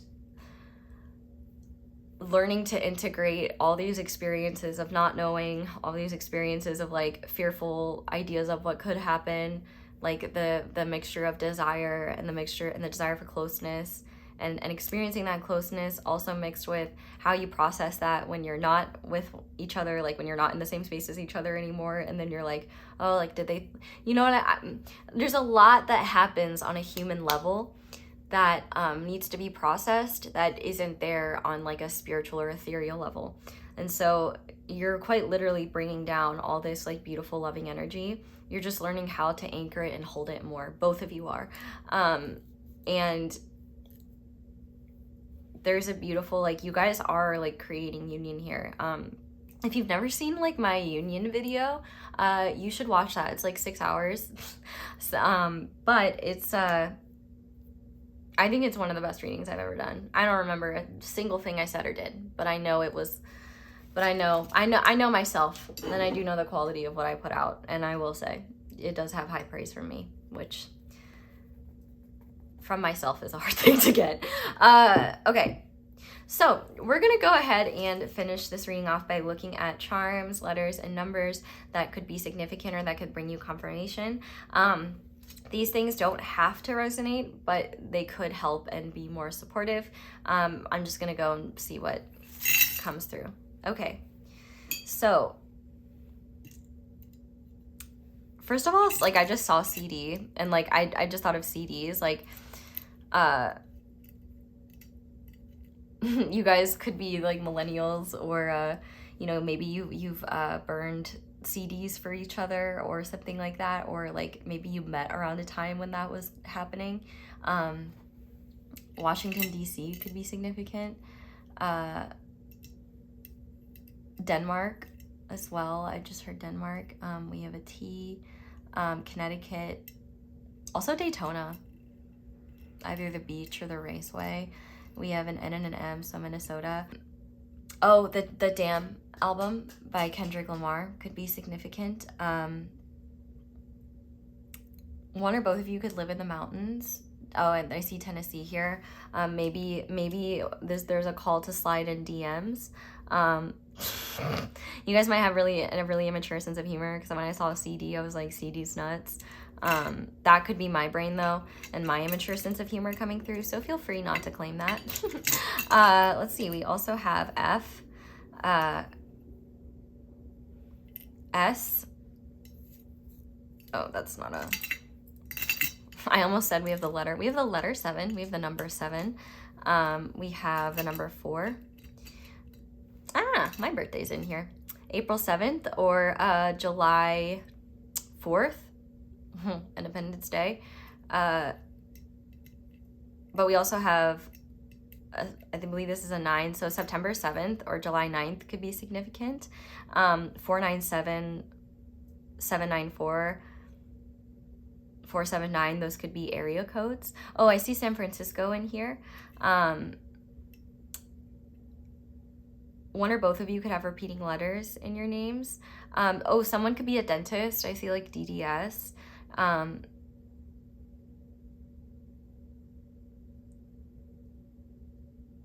Oh, I think there's another one under here. What are you? Oh, we have another M. So M&Ms, like the candy, could be significant. Oh, maybe both of you are doctors or both come from like medical families, because we've got MD twice. Maryland, duh, why didn't I think of that?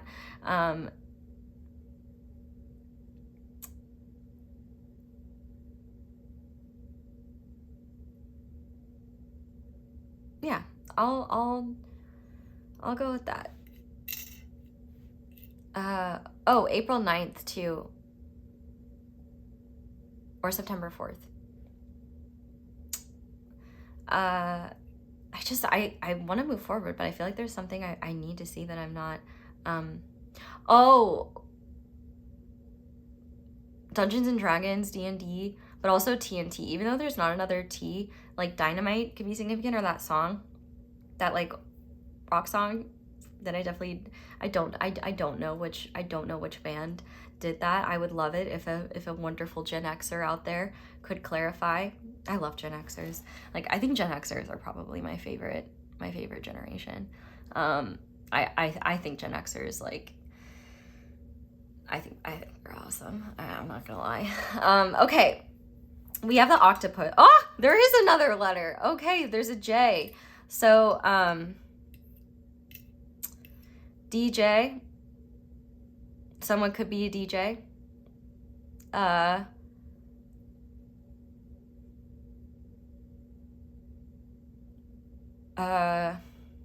Oh, the year 1997 or 1994, or the year 1949 or 1947 as well. That, I think that is actually the very beginning of Gen X, so hope we have some Gen X's in the house. Holla. With this octopus, though, I definitely think that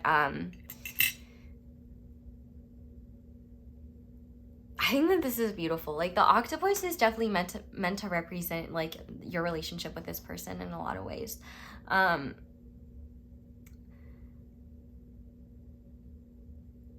You guys are both, like, highly intelligent and genuinely very well-meaning, but overthinking, like, your intelligence can kind of get in the way sometimes because you guys can be overthinking so much you miss the forest for the trees. Is that how you actually? I don't understand. Like, can I confess something? I don't really think I understand the phrase missing the forest for the trees. I think, as I just said it, the way I think I understand it is you're so busy looking at individual trees, you're not seeing the full picture. But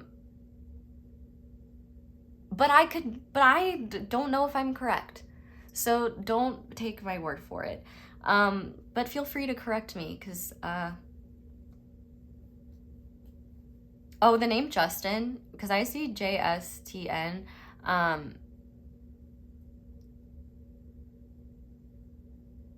Okay. Also with the octopus, though, like, you guys can solve complex issues together, and also, like, you guys are very unique. Like, I guess I just feel called to say, like, when you're able to see beyond the filter of your own lived experience and observe instead and not figure things out, everything will be very clear to you. And you both are in the process of doing that. And truthfully, like, as a human being, like, you're always going to have times where it's harder to zoom out and have that view. It's a muscle, and it takes, like, discipline and practice, and it's also just something that, like, we can't just always do. But it is something that I see will be very helpful in terms of understanding things later that may have been confusing to you. You may have too much emotional attachment to certain issues that once you have less attachment to them, then you can kind of see it. But, like, you know, if you're too afraid to see, like, what the answer is, or, like, you have a lot of emotional investment in it, it can make it hard to, like, really trust what you're seeing anyway.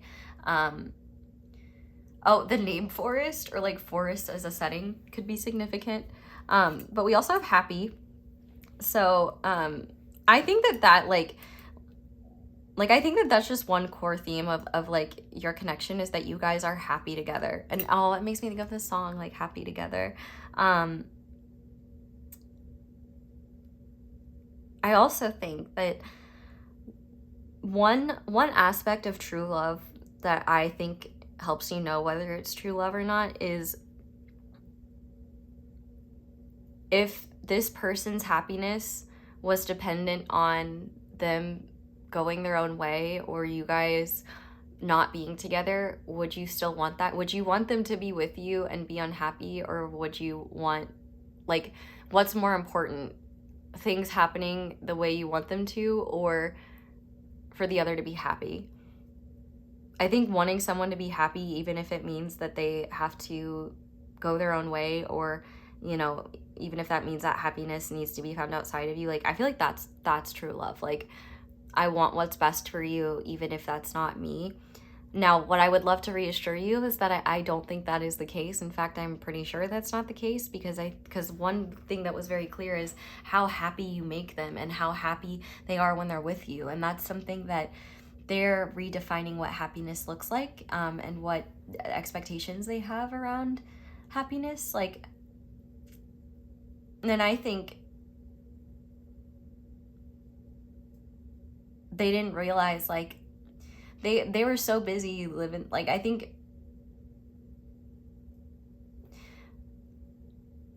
they will realize through your presence, and I think it will take time as well, because they'll be aware that they're happy when they're with you, but they may feel like they're undeserving of it at first. They may not see the value of it. They may feel like they need to struggle, or things need to be harder. But their happiness, they will realize that happiness is something that they actually deserve to protect, and is something that can help them in other areas of their life as well. And I think that they will be very committed to making sure that you are happy. Yeah, okay.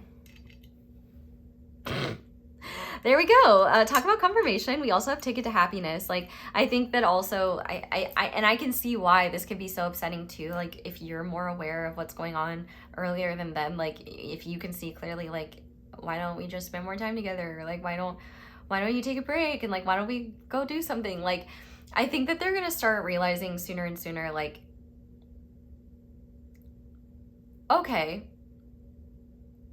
happiness isn't something that I need to earn or push off. But I also think as well, like, there's one aspect of this connection where, like, just happiness and joy is a big part of it.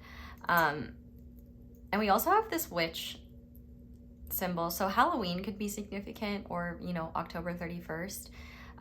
The fact that it was over like this, like, I feel like for both of you, there's a lot of unmasking, like, where you guys aren't really able to be yourselves. And the things that seemed really scary, or seemed like things you needed to protect yourselves from, I think you'll realize, like, we're not that scary, or aren't actual threats. Like, things you once felt threatened by, you realize are not so scary. Like, you know, oh, you know, that woman who lives by herself is not a witch. She's just independent, and apparently that threatens you. Like, you know, like, things like that. I'm not saying that you specifically, but, like, just the example of, like, you know, they burned tons of women at the stake because they were like, oh, actually, I'm comfortable and fine living my own life and doing my own thing. And they were like, well, you must be a witch. Okay, like, I don't know. I'm just talking out of my ass now. Okay, let's look at this tarot card. Yeah. With the Empress being here, I feel like that's just a beautiful sign to me that, number one, like, there's a lot of creative opportunity in this connection. I also think that there's a lot of, like, abundance and opportunity and fertility. Like, and fertility, I just mean, like, I mean, they could be, like, you know, if you're not wanting something, be careful.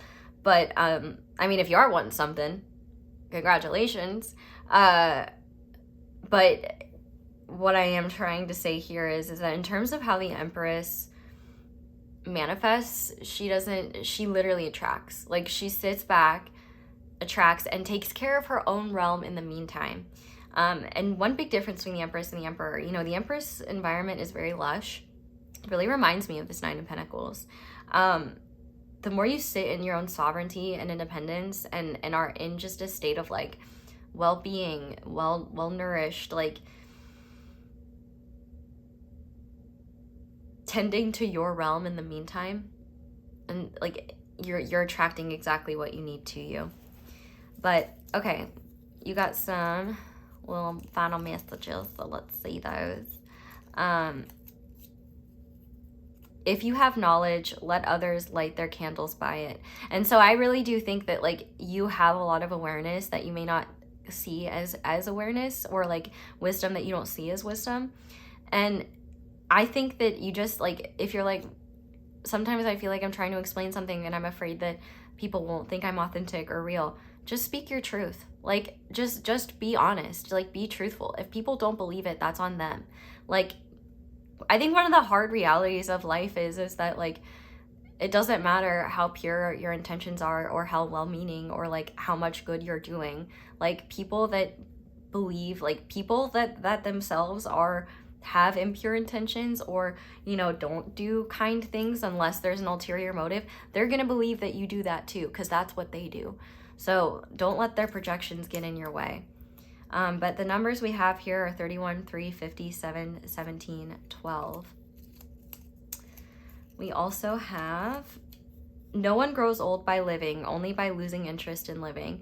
I definitely think there's an aspect of this connection that like keeps you both feeling young. Like I feel like I just saw that scene from Step Brothers where they're like where they're laughing and giggling and they're like, oh, let's go do karate in the garage. Like I think that there's a giddiness and a joy of just like being with each other that I think is unmistakable and really special, where you guys will definitely keep each other young. And like I think actually too, you might feel younger than you ever have been with this person because you actually feel safe enough to like let go and be silly. If you guys, if you have any placements in their 5th house or they have placements in your 5th house, like I think that's a fun sign of a lot of fun together. But I don't know that much about astrology, so don't take my word for it. Why is my hand like weirdly greasy? I don't know. 10, 47, 51, 44, 16, 38. That's another 47, by the way. There's any other repeating numbers as well. I've noticed these fortune cookies tend to have a lot of numbers in the 50s. But we also have beauty is not in the face, it is the light in the heart. Yeah.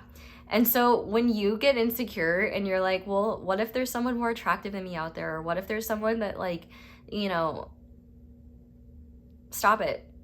You have the hottest heart on earth, the most beautiful heart on earth, and it's perfect. It's perfect for this person. Like, you know what true beauty is. Stop deluding yourself into ideas that you need egoic facades to be more desirable. If anything, you're just creating like this idea within you that you have to do more to be enough, and you already are more than enough. You always have been. And the numbers we have here are 26, 39, 24, 22, 51, 3. So group 2, that is where I'm going to leave this reading. Thank you guys so much for watching, and thank you so much for letting my ads play in the background while you do something else. That is one of the simplest and easiest ways to show support and appreciation for my channel. But if you'd like to support me in other ways, liking the video is incredibly helpful. So thank you to everyone who does that. It lets me know what you want to see more of. And if y'all love these love readings, you need to be loud and proud about it. Like I need you guys to start drowning out the voices of the people who complain about them, because they clearly think that nobody wants these, and I know you guys do. You guys are just quiet about it, and I'm like, you throw me to the wolves, dude. Like, I love you guys, but you throw me to the wolves, and I'm happy to, but it kind of sucks sometimes. And I'm like, I know you guys are there because you're watching, so speak up. Sign up for my email list. I just started my 2nd channel as well. I don't know what I'm gonna be doing over there, but it's gonna be for me and my own creativity and chaos. So yeah, that'll be over there. You can check out other videos, ones with extendeds, be on the lookout for new classes, things like that. But yeah, that's all I have for you guys. Oh, you can leave me a tip. My Cashapp is palehag. My PayPal is my email. Super thanks, all that jazz. You can just send me love. I'm sending you love right back. But that's all I have for you guys. So thank you so much for watching and for letting me read for you. I really hope you all have a wonderful day or night, whenever it is that you're watching this video. And I hope you'll come back and see me again soon. Bye. Hi there, Pile 3. Welcome to your reading, and thank you so much for being here. If you guys chose the Elemental Pen and the Santa Muerte Tarot, this is going to be your reading on messages from a current or future true love. Bear with me, those of you who this is a future person, because some of the messages might be like for you, things to be aware of as this person comes in. But I'll just do my best to navigate between both. But if you just want to set the intentions that the messages you need come through, and that the person that is in your heart, whether you know who they are or not, whether it's the idea of a true love that you feel is out there or you hope is out there, that is enough. But if you end up enjoying this, feel free to leave me a little like or something. That would be really helpful. Okay, so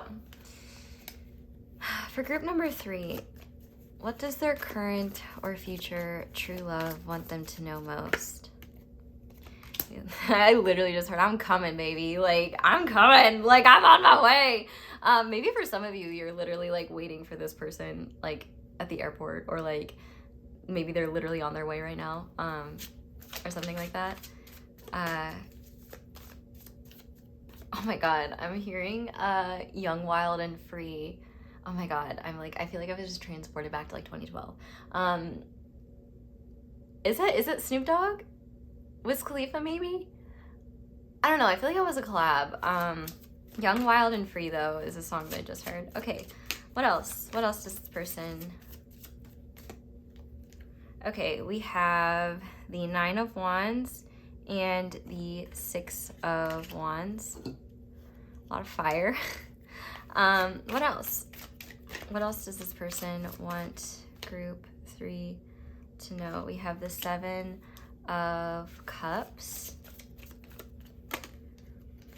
And we have the Emperor. This is actually my favorite Emperor card, like, of any card of any deck.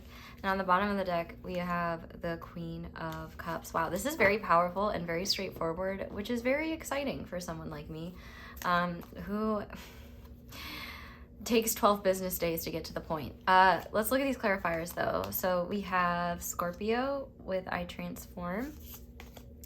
We have Redacted. We have Growth. I want to expand my awareness and my consciousness. We have Isolation. And we have Serenity. Every day is a holiday with you around. Ain't no feeling high enough. Ain't no river wild enough. Ain't nobody I can love but you. I never want to waste another moment. Yeah. What does this person want you to know? Okay, listen.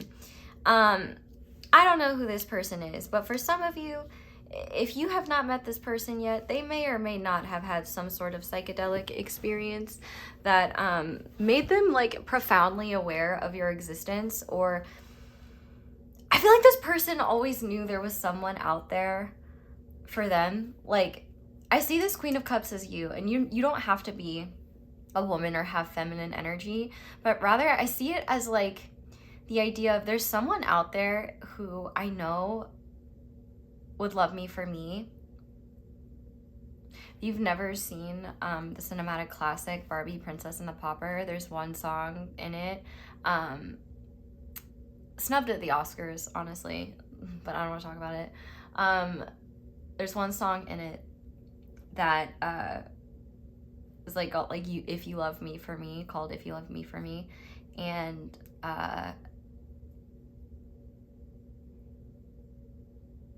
like, and there's one part that's like, but I'll stay by your side if you love me for me. And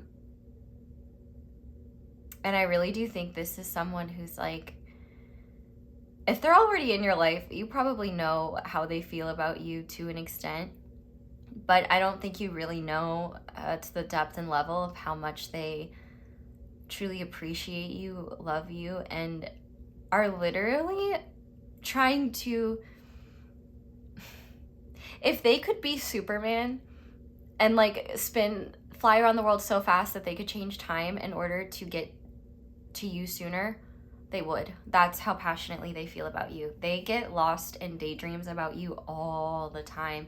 And it's really exciting for them, but it's also something that they try to push off because it can be distracting and can actually hold them back.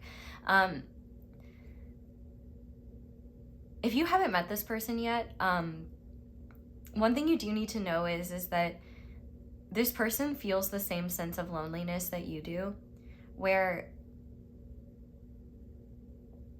they're tired of... I'm getting the example of like kissing frogs. Like, they're tired of kissing frogs and realizing they're just frogs. But I also think that they crave true connection and partnership. And with you opened up awareness that was possible. So if this person's already in your life, if you have fears of like, well, what if this person loses interest, or what if this person finds someone better? I think you should be worried about if you lose interest or something like that, because this person ain't going anywhere. And I mean that in a light joking way, not in a scary stalkery way. If that's the case, this is not who the reading is about, and I would encourage you to not engage with that person. But this is definitely someone who is very, very, very passionate about being who you need, but also very passionate about the fact that your presence has helped them realize who they truly do need to be. Because I think that they had a lot of ideas of who they thought they needed to be, and also a lot of ideas of like whether this person like identifies as a man or a woman. If this person is non-binary, then I would say this message probably doesn't apply to them as much, because they probably have a lot more comfortability in embodying their own energetic androgyny and external androgyny. But for those of you where this person is like identifies as a man or a woman and very much like has a lot of masculine energy or has a lot of feminine energy, I think they had a lot of expectations of what that needed to look like. And your presence has really changed that for them, where they've realized like they actually feel more like a man or more like a woman, or more like who feels like them in this lifetime when they're with you, and they realize a lot of the standards that they were holding themselves to makes it actually harder for them to feel like themselves. And so what's really cool is that you've really helped them step into their power. Like when we see the Emperor, like I just think of the word empowerment. And I feel like they're so excited for the future with you, because whether you know this person or not, they know you're out there. They know that you exist, and something happened in their personal life that was very profound that made them realize like, I got to get ready for my future person. Or if you guys are already in each other's lives, I can't make life together start happening even faster than it already is, so let's keep going. If you're already like in a relationship with this person, I definitely feel like they're very focused on getting it to those next levels. If you're not in a relationship with them, I think they're very focused on getting to a place where that is possible. I would say that like if it's not a thing right now, it's probably because either there's some sort of logistical distance that makes them feel like it's unfair to ask that of you, or they are working up the courage to discuss that. Because one thing I do see here is that you are unaware of how passionate this person actually is about you. I feel like this person is really good at playing it cool. With Scorpio here, like they could have Scorpio energy, especially if they're Scorpio rising. You know, like they could have, like it could be very easy for them to hide, like, and we do have a lot of fire and water energy here. Actually, the only elements we have are water and fire here, which is very interesting, especially because we have the Emperor. Because the Emperor makes shit happen on his own.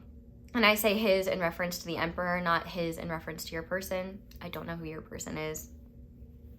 So when I'm saying his, I'm talking about the Emperor, not, so like if you're asking about a woman or you're asking about someone who's non-binary or something like that, like I'm not saying that it has to be a man. I'm just saying his, and I'm over explaining myself. If you get it, you get it. You don't, you don't. I don't know what to tell you. This Emperor here, like,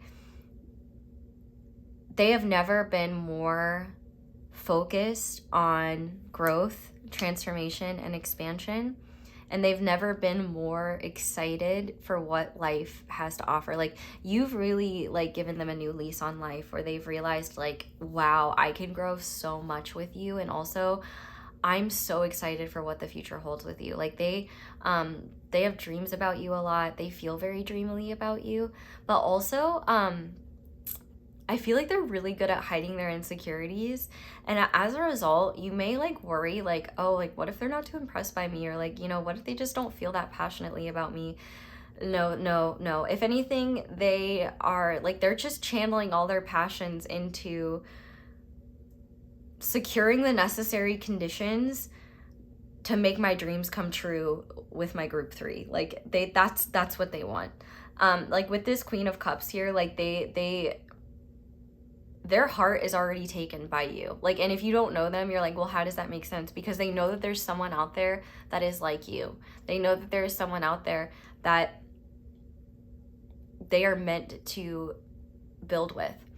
And the really interesting thing about the Emperor, unlike the Empress, you know, the Empress works with her environment to create, to attract, things like that. The Emperor, if you see in the traditional Emperor card, the landscape's pretty desolate. He builds his own kingdom from the ground up through blood, sweat, and tears. Like, doesn't need a connection to divinity to make it happen. His own sheer willpower will make it happen. And that's really where this person is at. Like, they don't even need divine influence to make the changes they're already making, because they have a strong enough connection to themselves already to know that what you guys have, or what you will have, is something that they never want to pass up, take for granted, or not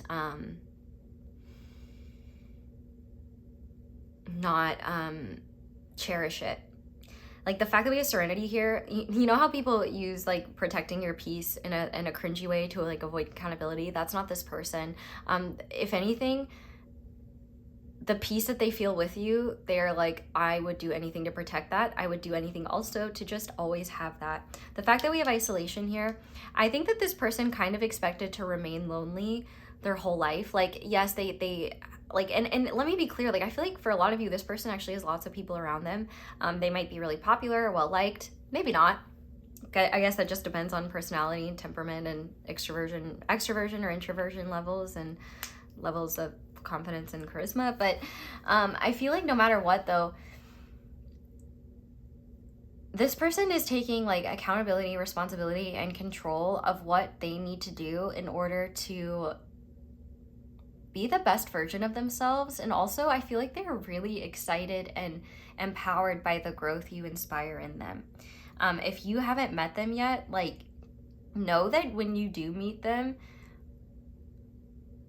you might not realize it's them for a minute, because they are going to be so, and they may not realize it's you either, but once that awareness hits, this person is going to show in their actions their level of seriousness, but they're probably not going to show it in flowery written paragraphs or like big grand displays of affection.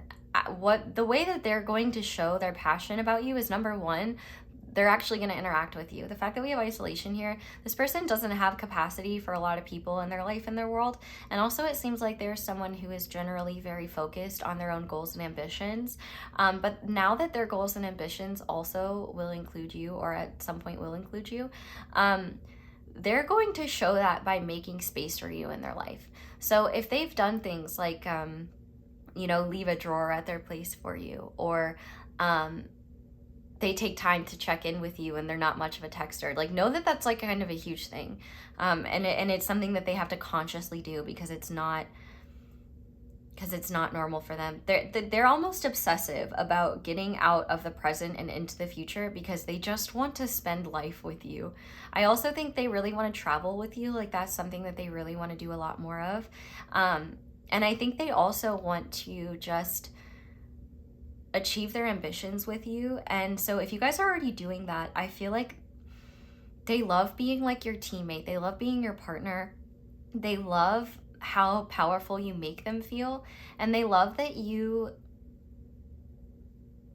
don't try to control them, but rather help them feel more in control of themselves, and are just generally respectful.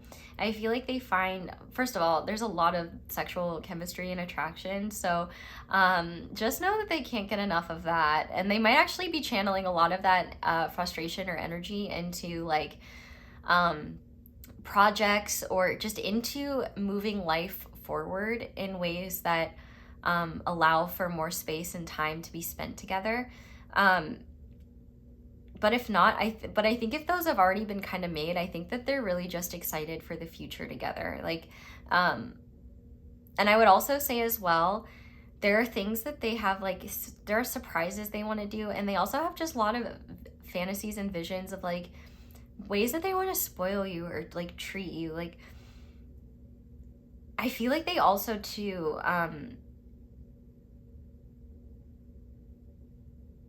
half the time they don't share things, not because they don't want to share them or they're hiding them, but because they're just so focused on their goals and so focused on, okay, here's what I need to do next. Okay, I've got to make sure I've got X, Y, Z done so that when I see group 3 that, like, you know, they get my full attention, or, oh, okay, like, I'm going to work this extra job on the weekends and that should give me the extra money that I need in order to go on this trip with group 3. Like, I feel like they're really focused on, number one, just wanting to be a better person, a better version of themselves in general, but also number two, like, for you. You're really helping them grow in positive ways. And I think that one thing they've realized is that life is a lot less draining when there's someone by your side who sees you and who doesn't try to change your nature, but rather works well with it. Like, they love that your natural energy and their natural energy, like, they just work together really well. And there's also a lot of space for understanding and grace and forgiveness. Like, I feel like this person feels safe to make a mistake because they know it's not the end of the world with you. I also feel like this person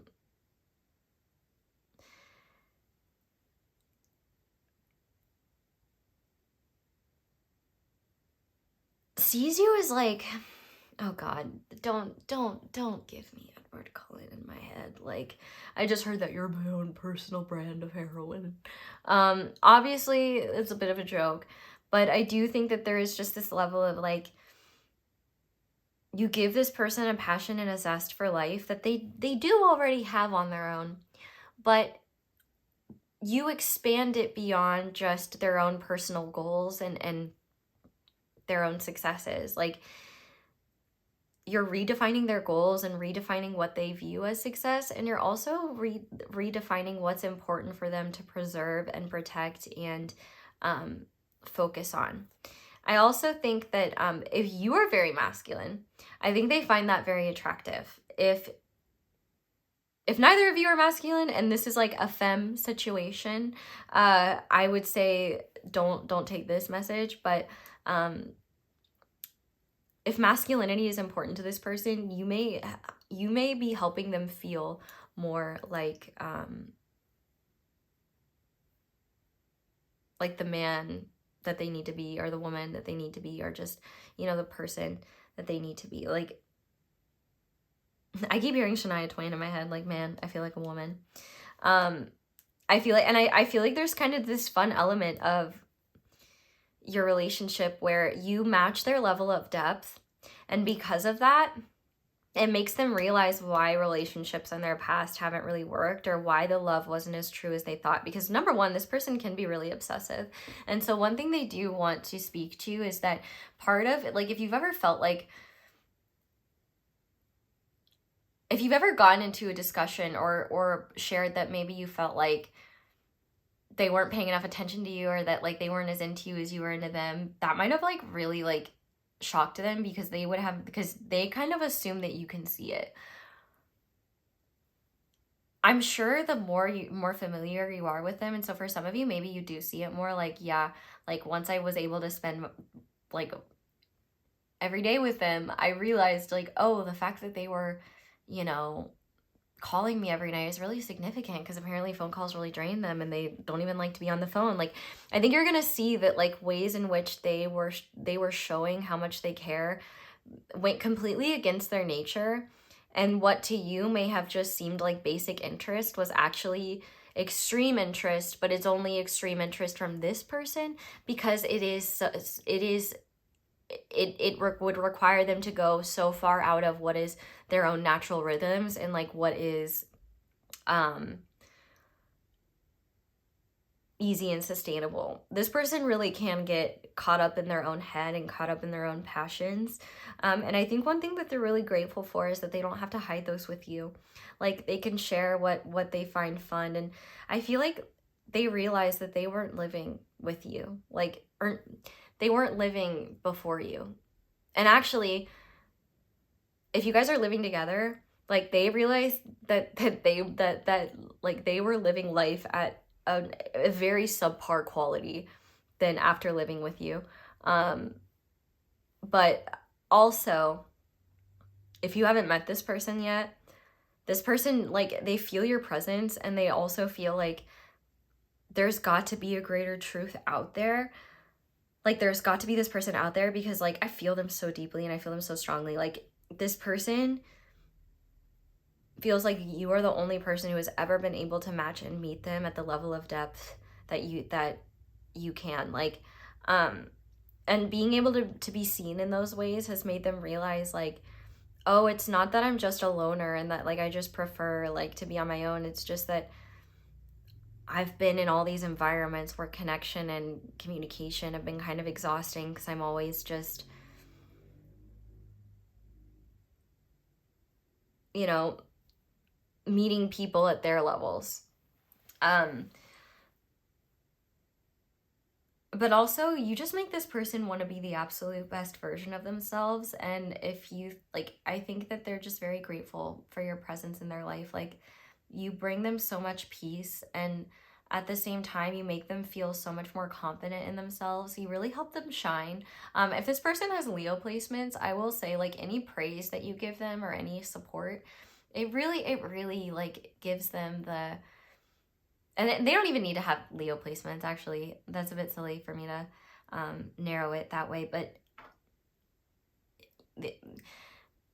no matter who this person is, your support, your belief in them, your praise, and your approval, all of that is the most special and valuable thing you could ever give them, because they know that you're being honest and you're not blowing smoke up their ass. And they also know that you see their genius, you see their drive, you see them. You don't see, like this person has had experiences in the past that have kind of made them avoid love in general, where, like, you know, they would be constantly, you know, trying to translate themselves, or it was just exhausting to be in connection with people, because it's like, it's easier to be alone when you're by yourself than it is to be in a room with people that make you feel alone. And, like, I think that if you haven't met them yet, they are determined to find you, because, like, there literally is no,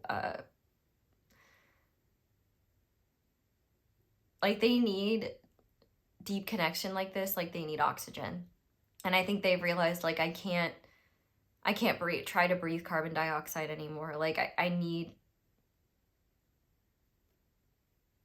to really be seen.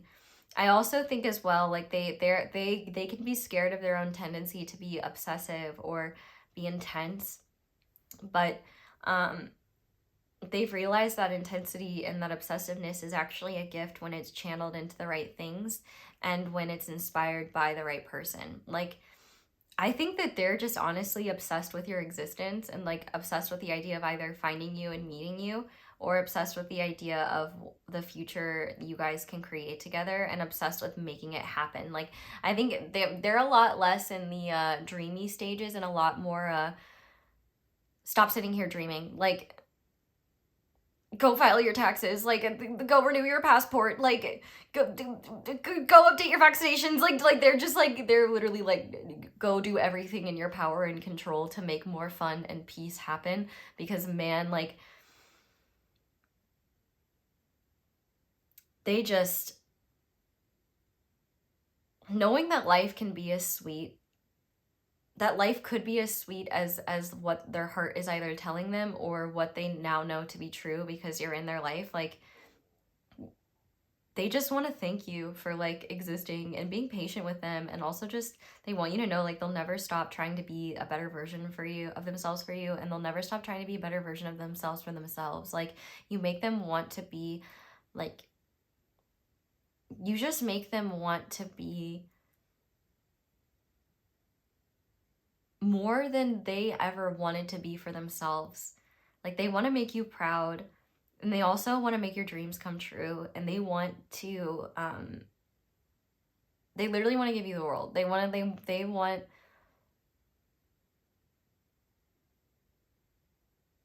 everything with you. And if they can't have it with you, then they want nothing, because it would be meaningless with another person. And I think that they just really like hold you in high esteem.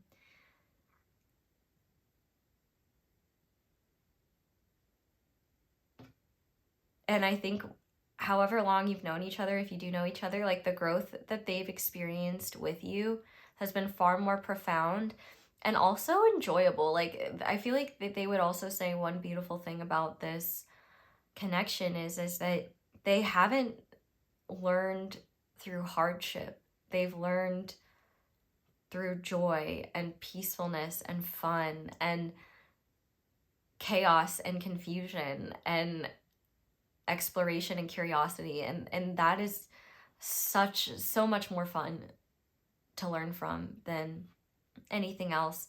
And I feel like they want you to know as well, like, if you ever start to worry or overthink, like, you know, please feel free to tell them about that, or I guess in the future.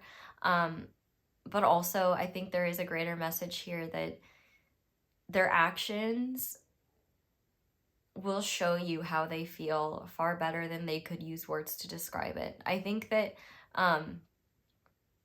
they're a very physical person. Like, I think they're very physically affectionate, and I think that they're also someone who shows their care through what they do. So, like, if they make time for you in their schedule, that's a big thing for them. You know, if they, like, they'll remember small things about you, and they don't remember, even though they don't remember what they had for breakfast yesterday. Like, it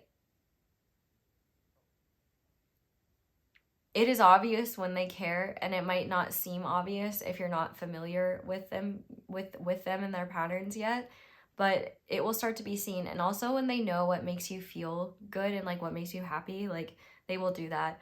The less you expect them to read your mind, which I'm not saying you would, but rather, like, the more you tell them like what is meaningful for you, the more like you will see them do that. But if you're not, like, if they don't know what those things are, they might think it's a lot more obvious than it is on your end. But yeah, there's a lot of passion and energy, and they've always been really resistant to opening themselves up, because I feel like past experiences, like, not only did they feel lonely in those situations, but also it's like who they were with would kind of cut them down and make them feel not good enough and kind of just tear them down. And you literally make them feel like so confident and excited and like, man, if group 3 believes in me, I can literally do anything. So yeah, they're very passionate about you. It's very straightforward. And if you haven't met this person yet, I mean, just get ready. They're on their way. Like, you better start preparing for them, because they're coming whether you're ready for it or not. And I think that this person takes you very seriously and what you have very seriously, and I think that they're very excited for the future with you. Whatever you've already experienced together, I think has shown them that life and love can look very different when you're with the right person, and it can actually be really powerful and healing, and it's not always something that just ends in horrible crap that makes you wish you never opened your heart up to begin with. Like, this person knows, like, they may not know like what will happen between the two of you, but they know that they could never live with themselves if they didn't see where you two end up. But this is very much ride or die, like, till, like, I feel like this person is like a till death do us part kind of thing, but it's like, but their seriousness is like, I literally want to die with you. But they wouldn't say like, I could see myself marrying you. Like, they're more like, I see you being like, that could definitely be something that they want. Like, I don't know, like, that's heavily dependent, but like the way they view seriousness, like the seriousness of relationships and like their level of investment, they fully do see you as like this, I want this person by my side until my deathbed. Like, the logistics of what that looks like in life, they haven't thought about that beyond the future they want to create with you. But it's really interesting because they kind of seem to show their seriousness in ways of, you know, the marriage vows that are like traditional, like for richer, for poorer, for sickness, and in health. Like they're focused on the poorer, the sickness, precisely because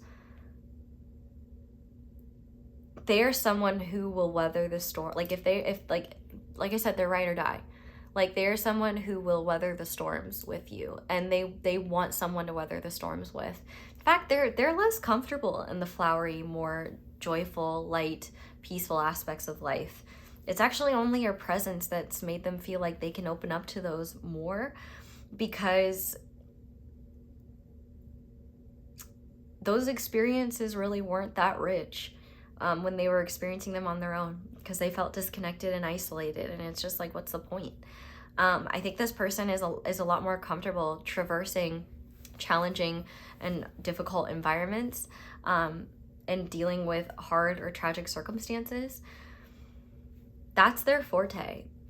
And I think that they're really just like, and so you might find that in their language, they might not say things like, they might not talk about romantic ideals around like the concept of marriage or weddings. Like they might not even believe in that idea. If that's something you wanted, though, I totally think they would be down for it, even if it's not something that that they feel they need. But at the same time, they still have the concept of forever. They're like, yeah, like I do not want to be a living, breathing being without this person in my life now that I know that they exist. Like that's kind of their level of seriousness, and it's not in the same floweriness. It's more like,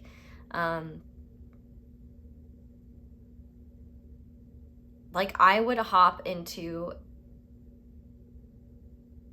like they would just do anything for you, and they would do anything to make you feel just as loved and cherished as you deserve. And they're gonna get better and better and better in that.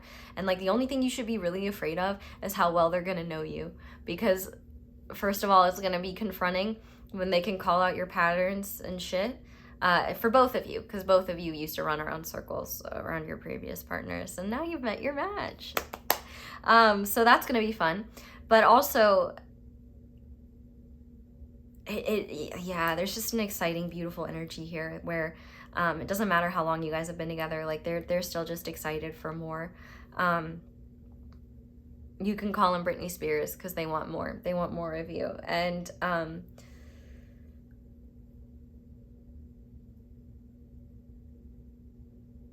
if you have found yourself being like really insecure about your appearance or things like that, and feeling like that is something that would stop them, no.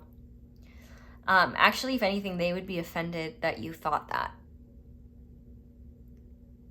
So that message is there. Like, you're so much more to them than your body or your physical appearance. Like, trust me, it's one thing they love and enjoy and do very much find very attractive. But the most attractive thing about you is your heart. And also your eyes, apparently. Apparently you either very sweet eyes, or eyes that, like, when they look into them, they feel purpose and, like, comfort at the same time.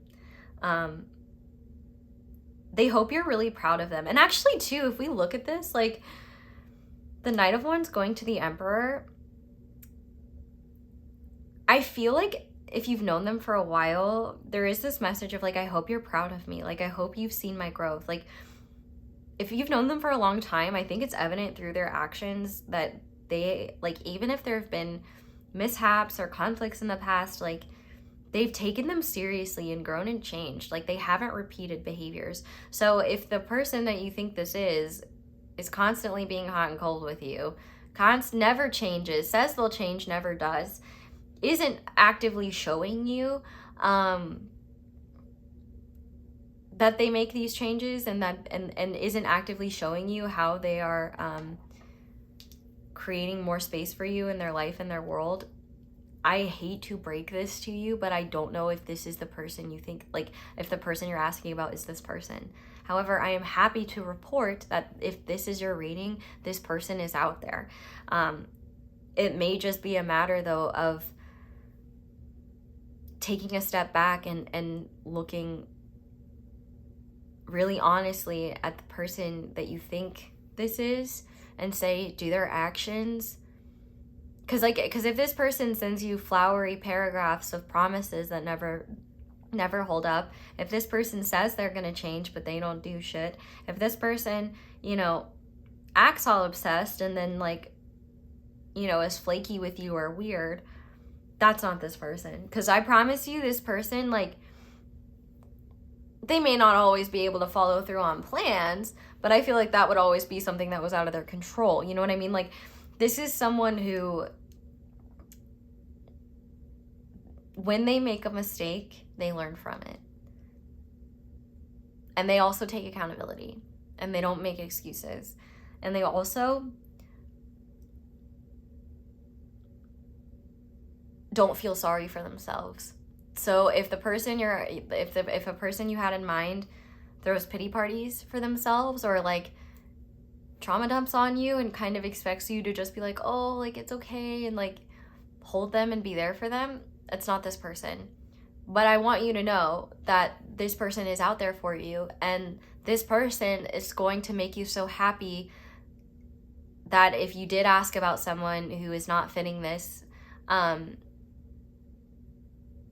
you're going to be so happy that they're not this person once you meet this person. And that's the kind of the thing that I have to say as well, is so sometimes you guys will be like, well, clearly this reading doesn't resonate because you said that this person is honest and truthful, and my person cheats on me all the time.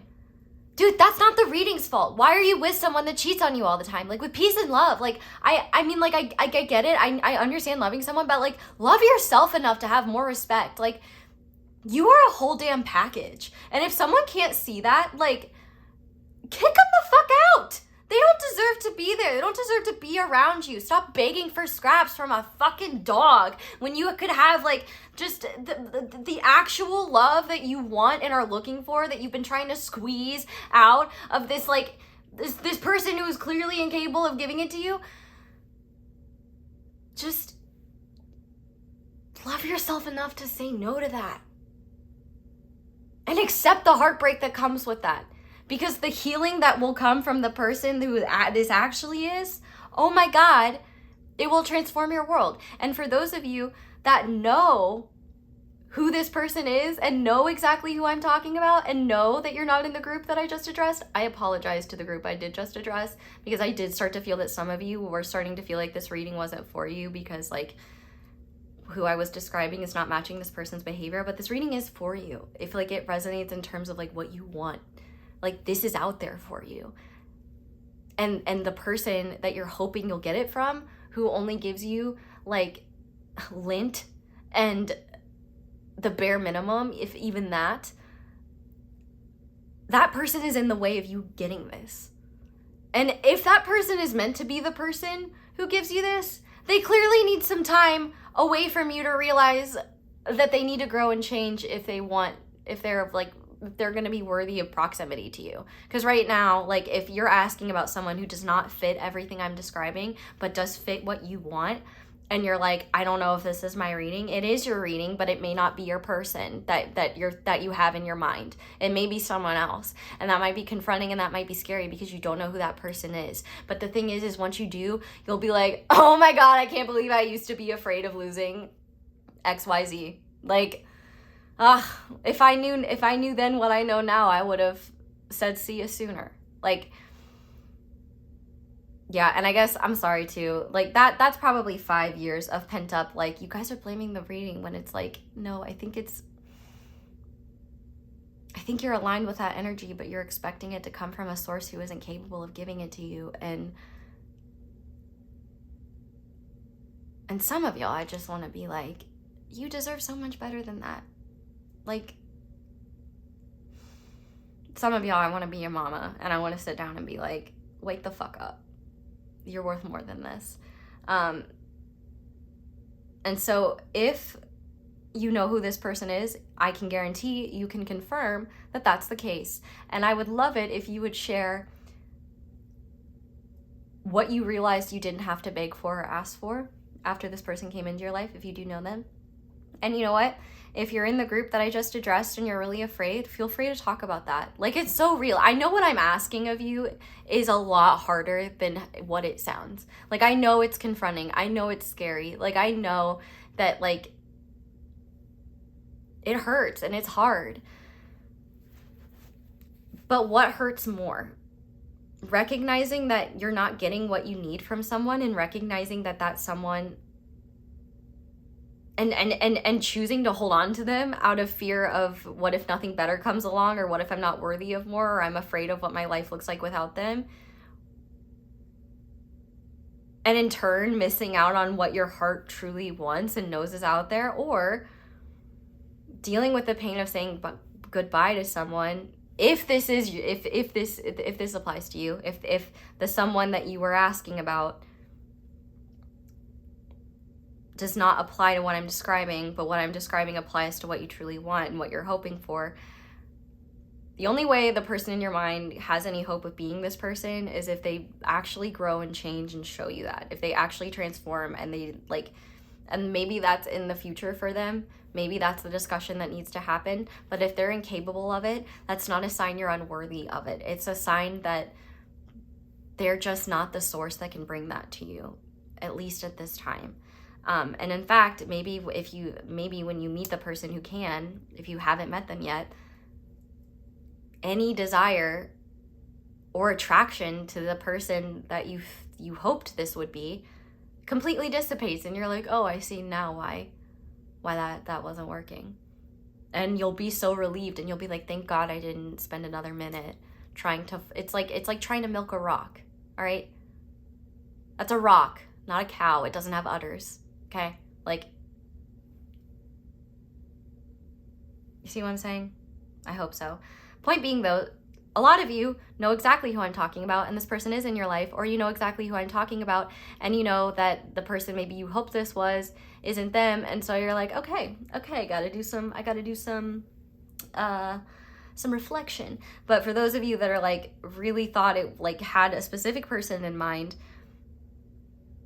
and then started to be like, wait a second, like I don't know if this reading is for me because they're not like that. This reading is for you if it made your heart light up, and it made your heart like, yes, this is what I wish they would show me, this is what I wish they did. But if you've been through it with them and they don't grow and they don't change and they do the same stuff after saying they'll do differently, my dude, I think you're doing what is called the definition of insanity, doing the same thing over and over again and expecting different results. And I know that isn't the easiest thing to hear, but it is important, because that is something, like, you could watch these videos and then literally gaslight yourself into believing that this person can and will change despite their actions showing you otherwise, and creating a cycle of hurt. You need to have enough sovereignty and connection to yourself to recognize when someone's not taking accountability, someone's not treating you the way that you deserve, and that you shouldn't have to beg for what lights your heart on fire and for what makes you feel alive and cherished and seen and loved, because there's someone out there who definitely is capable of that. And it's very damaging trying to be in a situation, like trying to make a situation fit what you desire when it's not capable of giving you that, at least at this time, naturally. But for a lot of you, you know exactly who this is. And so I would really love it if you guys shared, like, maybe like what helped you realize how you knew this was the person I'm describing, and what made you realize why people from your past weren't it. You know, what were the behaviors and actions that they took that showed you, oh, like,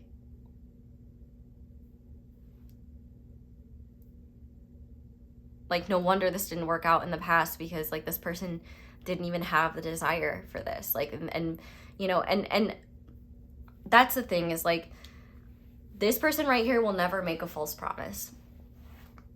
beyond like, I'll be there in 10 and they're there in 20. Like, okay, like, we've all said on my way a little bit too soon, but like, this person, they have integrity, they have morals, they're not selfish to the degree that they can't see how their behavior impacts people. If anything, they've really just kind of avoided a lot of people because they're tired of people's nonsense. They don't want to play those games, they don't want to be in that drama. They've had a lot of intense chaos like that. And I think that if this is your reading, then you'll know, like, you'll know what you need to do. I trust you. You're strong and brave enough. And all of you are strong and brave, but for those of you where you might be getting a message you didn't necessarily wanted to hear, but it's a message you need to hear in order to have the true love you want. Because true love is meant to go, true love goes both ways. It's not, and if you're with someone who doesn't have the capacity to receive it or like embody it on a deeper level, it's like trying to get oranges from an apple tree. Like, you're gonna be wasting a lot of time and get really frustrated at that apple tree when you could just go to an orange orchard. I mean, obviously it's a lot more difficult than that, and it's hard and it's painful and like, you know, I get it. But what I also get is that you're not getting enough if the person you're asking about, or like the person you hoped this was, does not fit the behavior I'm describing, because what you really want is here, if you're here long enough. For a lot of you though, it doesn't apply, but thank you for being patient while I address the people who that aspect did apply. Because sometimes it's not that the reading is wrong, it's that technically this reading is right and wrong. Like, it just depends on who's watching it and who it's for. But ultimately, sometimes there are things where it's not, where it's, I'm done explaining myself. If you get it, you get it. You don't, you don't. Let's get into channel messages. So what else does this person want group number 3 to know? If you don't know them yet, this can come from their higher self. Honestly, their human self knows you exist and is looking for you anyway. So honestly, you can try to, like, if you're in a situation that is really not fulfilling and drains you and creates a lot of anxiety and stress and makes you feel unloved, first of all of that is indicative of the fact that maybe it's not the most helpful thing for you. But also, on top of that, what was I gonna say? On top of that, like, you do not have to work hard to be loved. It's not hard to love you. It can be hard to feel loved, though, when you're around people who either don't know how to do it or don't care enough to do it in ways that are maybe not even just are mature enough. Like, maybe that's not their focus in life. But this is definitely someone who says what they mean and means what they say. And they don't make false promises. If they've ever made a false promise to you, and you know who this person is, and like they're in your life and they're very special and a part of it, they have learned from those mistakes. And I would be willing to bet they've never done that again. Because I bet those promises weren't false promises. They were promises that they probably thought they could deliver on and then realized they couldn't. And they had to readjust. And that's different. But I trust that you're intelligent enough to discern nuance and you know what is for you and what isn't for you, because that's kind of your responsibility. I can't think for you. Okay. What would this person's human or higher self say to group 3? What do they want group 3 to know? Yeah, I told you they'd do anything for you. They would do anything for you. So if like the person that you had in mind is someone who you can't even get to like do the like basic things that make you feel seen and cherished, like, my dude, why are you eating out of the trash when you could be eating a 5-star meal? Like, and I'm not to say that the person who can't match those is trash, but they're certainly not able to be who you need, or likely who they need. But we also have just asked me, the answer might not be what you expect. I think there are some things as well for this person, like especially if they're in your life, there might be things that like you just need to ask them because maybe you've been afraid to out of what they would say, or like out of rejection, but like maybe there are things that they thought are clear, like their feelings for you, or where they're like how they see you, or things like that, that maybe they don't realize that you have the same, you may not have as clear of a vision as they do. So if there's something that you need to ask, or things you want clarity on, feel free to ask them. One thing though is that if sometimes they struggle to like open up and share those things, I feel like a phrase that could be helpful is, it's okay if you don't have the words right now. Like, feel free to take your time with the response. Like, giving them space and room to like figure it out, I feel like would be really meaningful for them.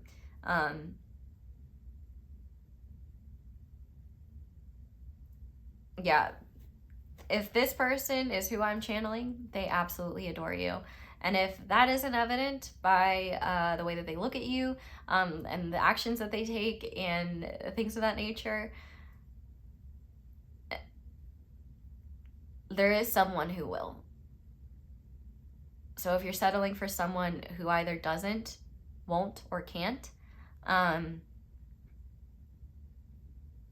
you've got some important decisions to make around what's fair to you.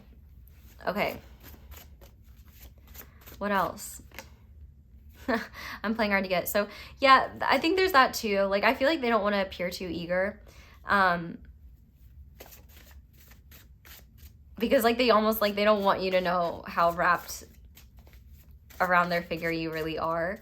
And they're also afraid that if you know like just the extent of like literally just the giddiness, like yeah, they like I literally see like a tiny Stewie Griffin like clapping and getting all excited. Like obviously I would hope they don't have the personality of an evil baby, but we've got plenty of those in our government. But like, you know,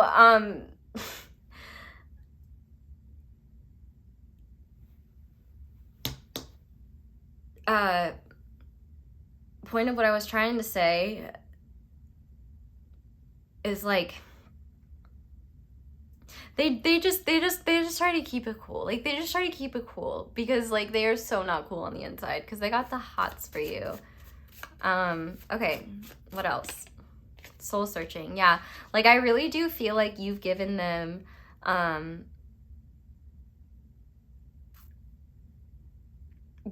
so much awareness of where they want to go in life and what actually has meaning for them. If you haven't met them yet, like they're really doing a lot in terms of like building and expanding themselves on a soul level, and I think that they really appreciate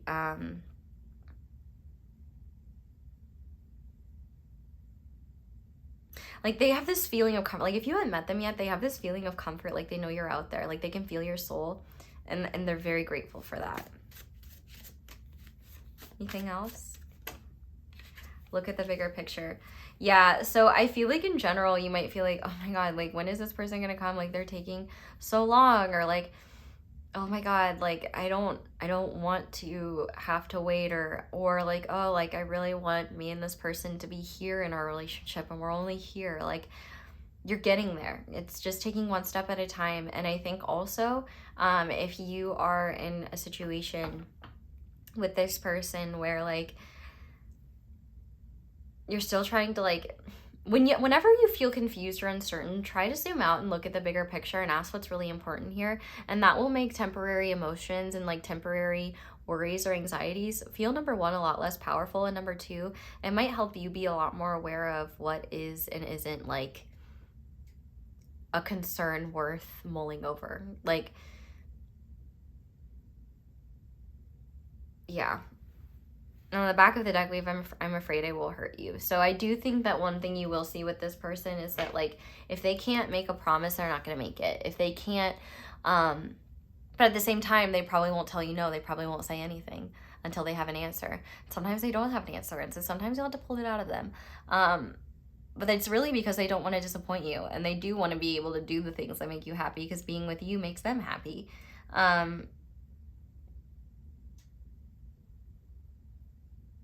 Yeah, they really adore you, and like you,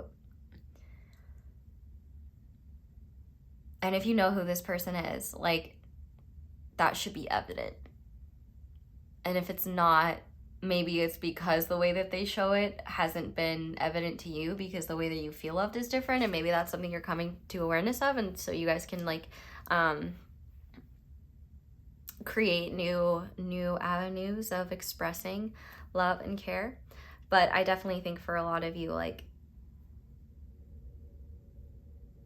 I think the only thing I can really tell you is just get excited, because I think there's just a lot of beautiful things in your future, and I don't think you have anything to worry about. I think if anything, the only thing you should be worried about is having dreams too small for the life that you guys can build together, that they're already planning on building. So, okay. Or that you guys are already building together, if you're already building it together. Okay.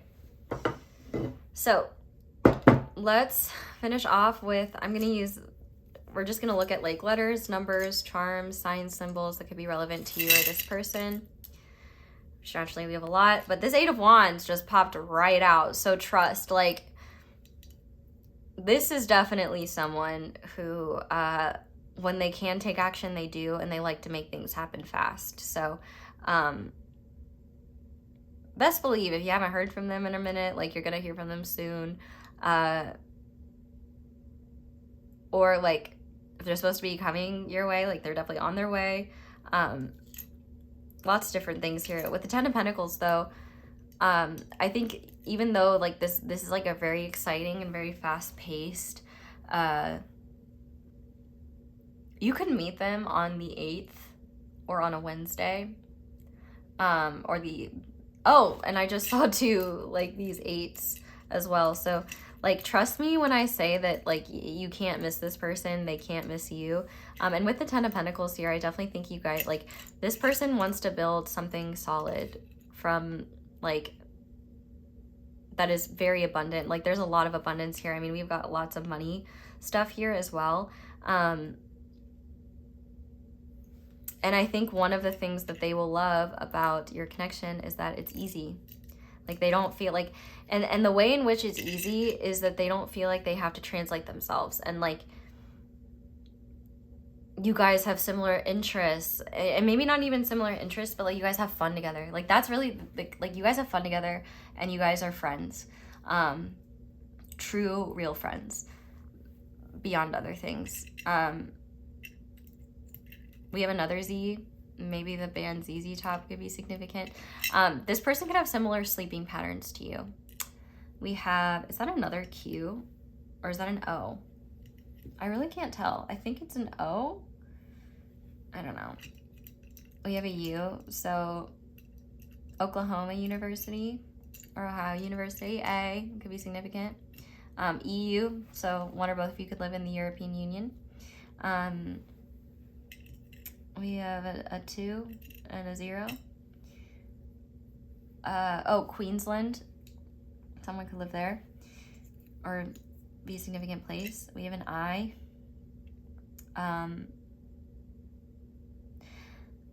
I don't know if I'm going to pronounce it correctly, but the last name, Qing. I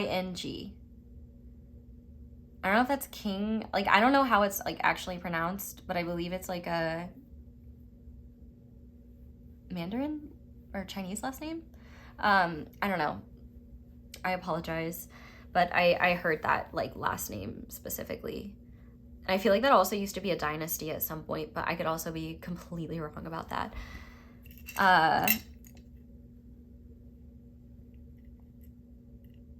Like, and I think that for you, like, they would do anything for you, like that. that's a huge thing. We also have F.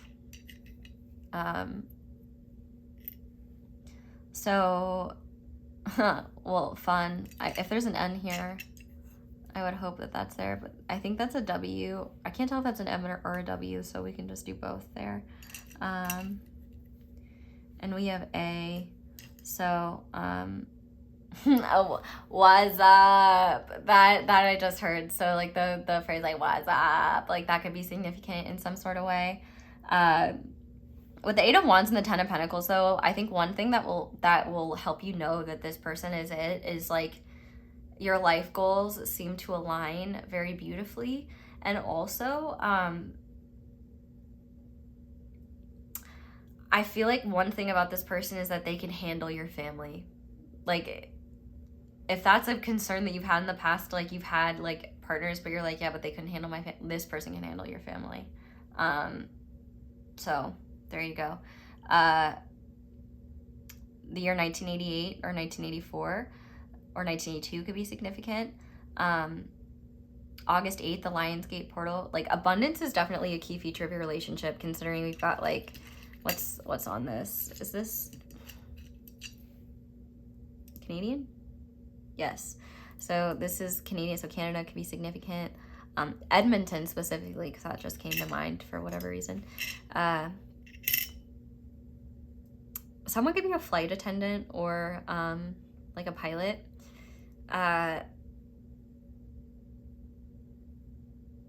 Oh, the name Zoe. I don't know why I didn't see that before. Zoe.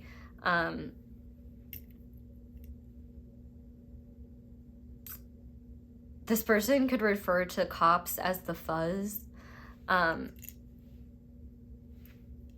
Someone could be 24, or maybe you guys met in 2024. Or maybe one or both of you are 42 or 28 or 48.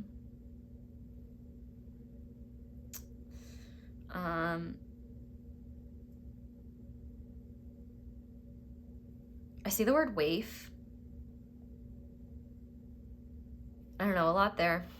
You can do also the word awe. Like, I think this person is a bit in awe of you, and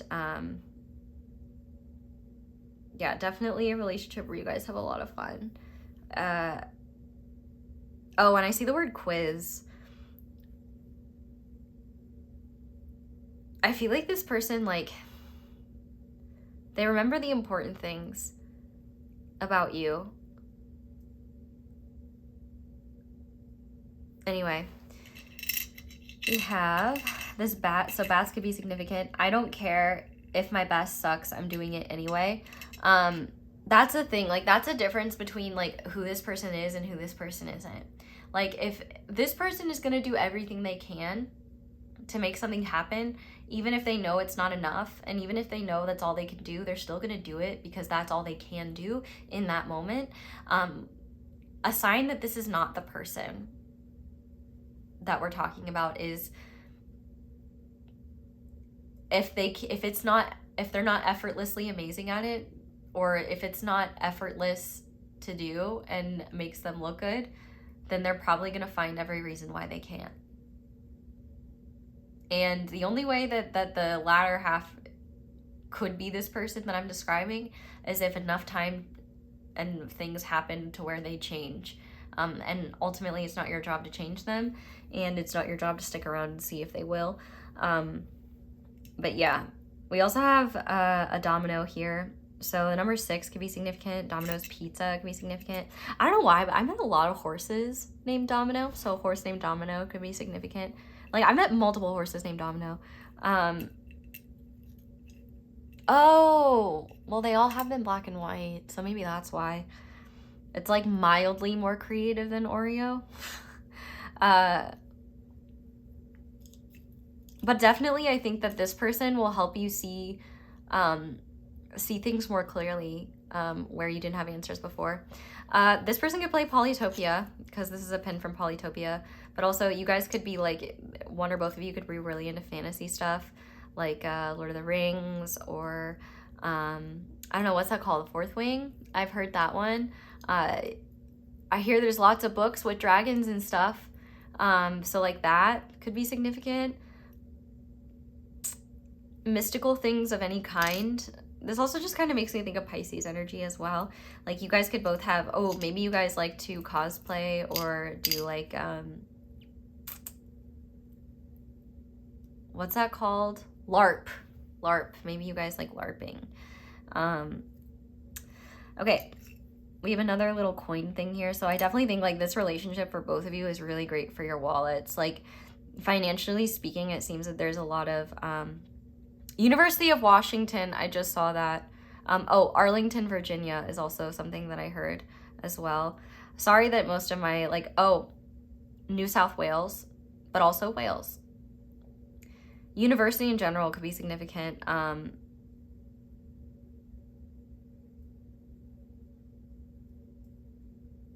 Oh, Wisconsin.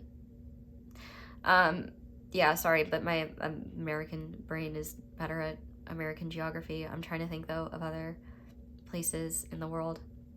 And you got to give me credit because like most Americans don't even know where all 50 states are. Like I can pinpoint where most countries are, at least. It's not much of a flex, but it's something. I'd like to think I know at least a little bit more. But yeah. Okay. Yep, I told you this person does play it cool at times, and so sometimes they're not like, but do you see how like, oh well, you probably don't because I'm gonna zoom this in, but like all of your cards have had so much red in them, and it's like they're literally like they're just trying to play it cool, because if they don't, they will literally dissolve into a ball of just like, oh my gosh, I'm so obsessed, and like they don't want to look like a simp or something. Which is a bit silly because I would be happy to simp for you, group 3. I kind of do. That's why I went so hard on you earlier, because I'm like, you deserve to have someone who simps for you. Like, you deserve to have someone, and I don't mean that. I mean, you just deserve to have someone who just cherishes and loves and cares about you in the way that you deserve to feel. This, I see, this monkey with his eyes, with his hand over his eyes, like this, number one, makes me think of see no evil, but also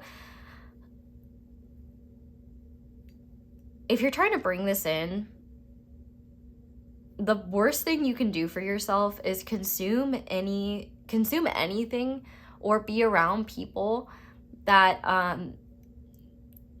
basically project ideas of like love isn't worth it, or that like nobody really loves you, like love's inherently selfish, like everybody stops loving each other eventually, like nothing, like anything that makes you feel hopeless about the future that you want, get rid of it, because that is evil for you. It's not evil in of itself, like it's just people working out their own experiences, but it is evil to what you're trying to create, because it sows seeds of doubt within you and makes what is by all means your birthright to experience and part of why your soul is here, makes you, it literally like deludes you into, makes it easier for you to believe in the delusion that like this can't happen for you or something like that. And that's just, you don't need to be stressed out about that. You just don't need it. Life's stressful enough. We also have the teddy bear. So like I said, like this person, like whoever this is, they might appear very tough, but be really soft on the inside, or they could be like a bear type person, or maybe their name's Barry,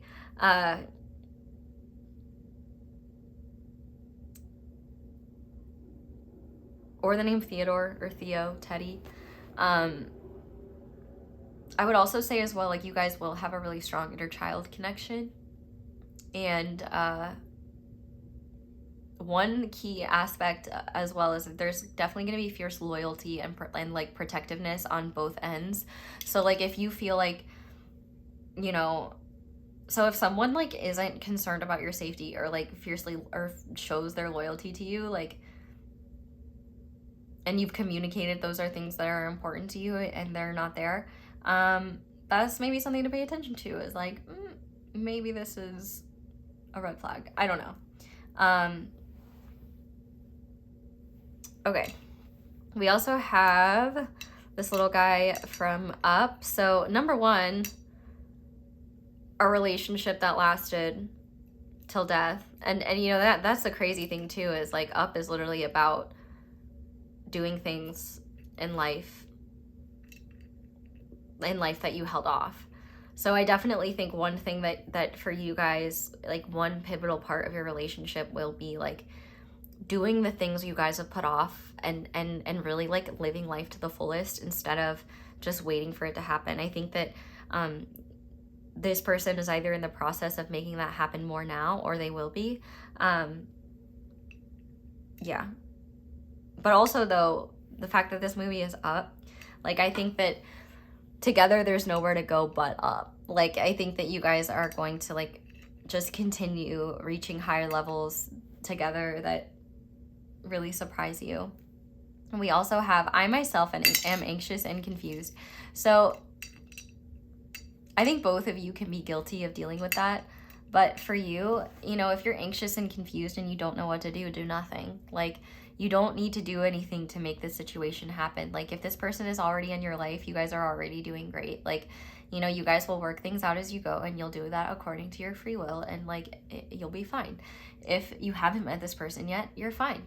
The only thing that isn't fine is if you're holding on to someone who isn't being loving towards you, who doesn't show the same care, devotion, and commitment that you do, who makes you feel like you're not worthy of love, or that like love is the love that you need is too much to ask for. That's not okay, and I will not condone that.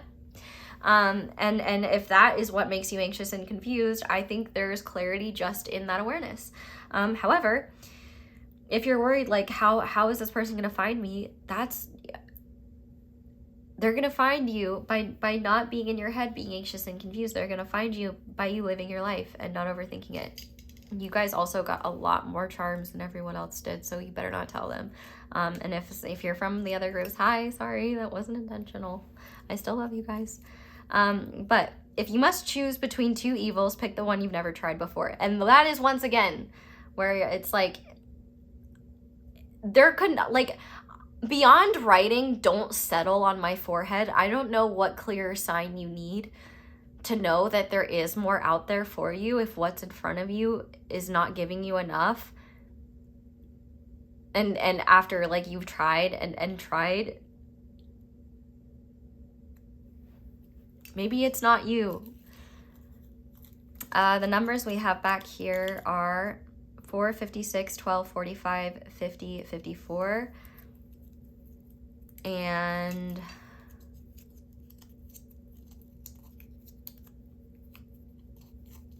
change is inevitable, except for vending machines. Har, har, har.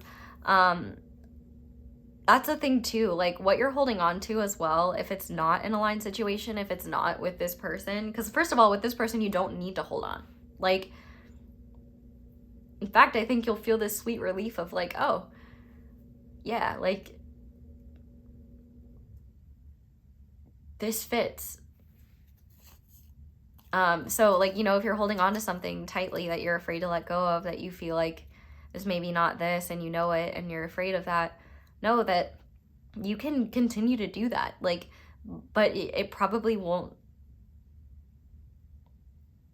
it will probably follow its own course. So if you want to save yourself more heartache, there are steps that you can take if you want to. But for a lot of you, I feel like this person is already in your life, or a lot of you, like, you know, this person is out there, and hopefully there's not someone in your life that's making you feel like love is something that you have to like sacrifice your deeds for. But if there is,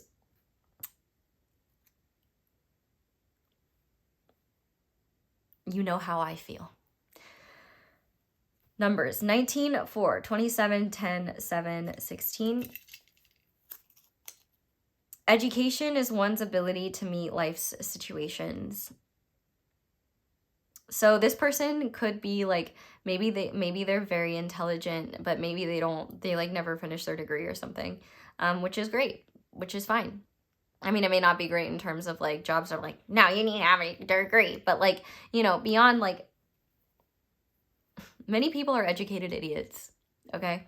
And knowledge doesn't translate to wisdom. So I feel like this is someone who's really resourceful, and they are very intelligent, but they're also probably someone who hated being in school because like their brain went too fast for it, and like they were never like intellectually stimulated. But okay, numbers here, 55, 22, 54, 46, 4, 32.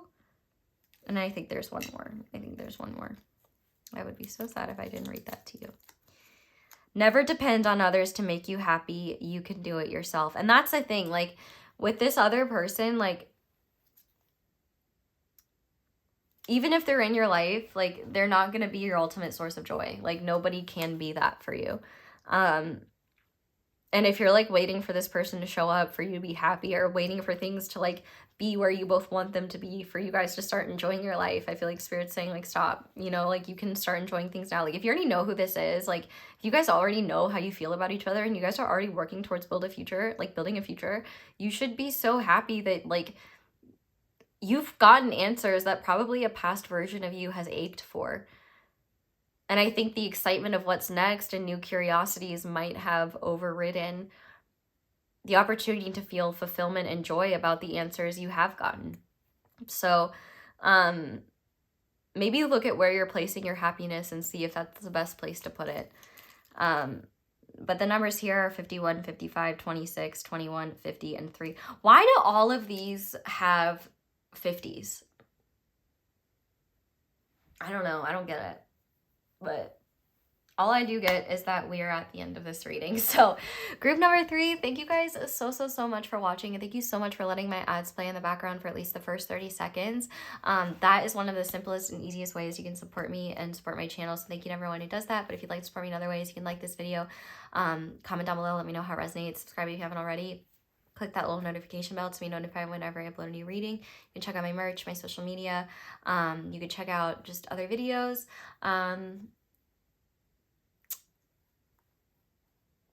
Check out my email list, second channel. I haven't posted anything yet. I will eventually though. Yeah, I think that's all I have for you guys though. So thank you so much for watching and for letting me read for you. I love you guys so much. And yeah, I hope you have a wonderful day or night whenever it is that you're watching. And I hope you'll come back and see me again soon. Bye! Hi there, Pile 4. Welcome to your reading and thank you so much for being here. If you guys chose the Max and Roxy pin and the Final Rose Tarot, this is going to be your reading on messages from a current or future true love. You don't have to know who this person is. It's enough to just know that there is someone out there in your heart. If you know and feel that, yeah, true love is out there for you, that is enough. But obviously you have that already. Ideally, you will know whether this message is for you or not. But while I'm shuffling, you can just set the intention that the messages most necessary come through for you. This is not the easiest deck in the world to shuffle, so thank you for your patience.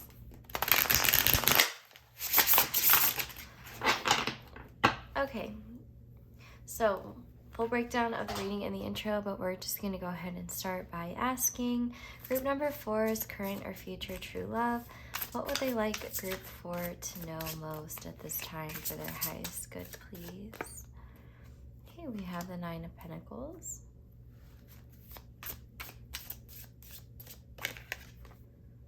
We have the Page of Pentacles. We have Justice.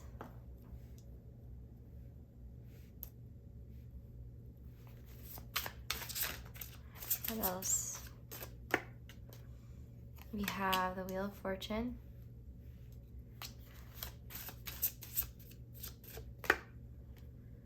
We have the Page of Wands. And on the back of the deck, we have the 10 of Copas. I don't know what Copacabana is. I've heard it a bunch of times in my head just now. I don't know what that means, but there you go. Let's look at your oracles. We have a second house, owning. We have follow your heart.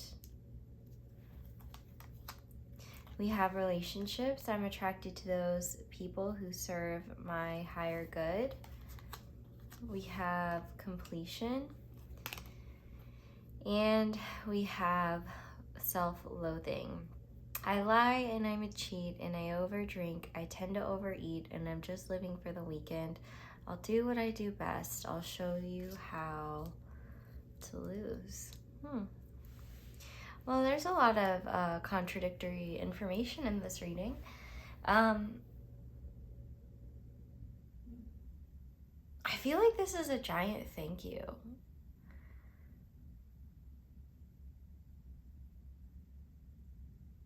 But at the same time,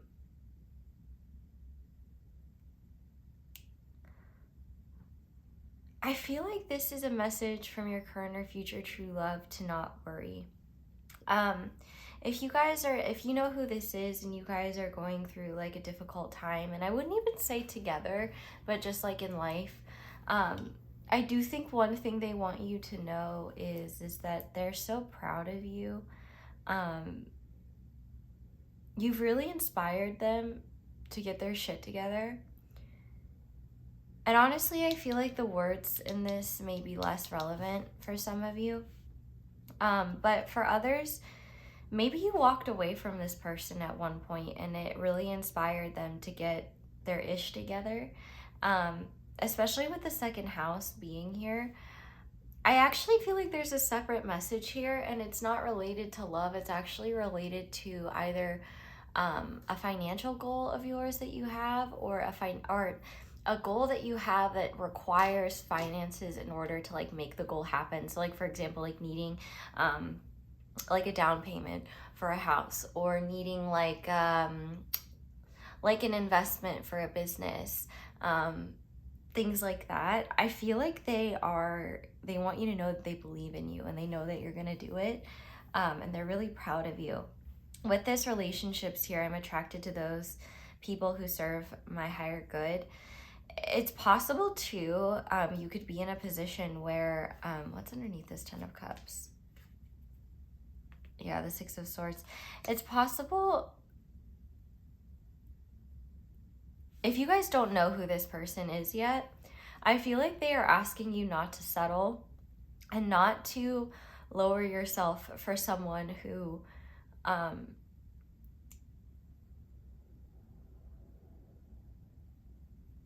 wouldn't be proud to have you by their side, especially with the 9 of Pentacles and the Page of Pentacles.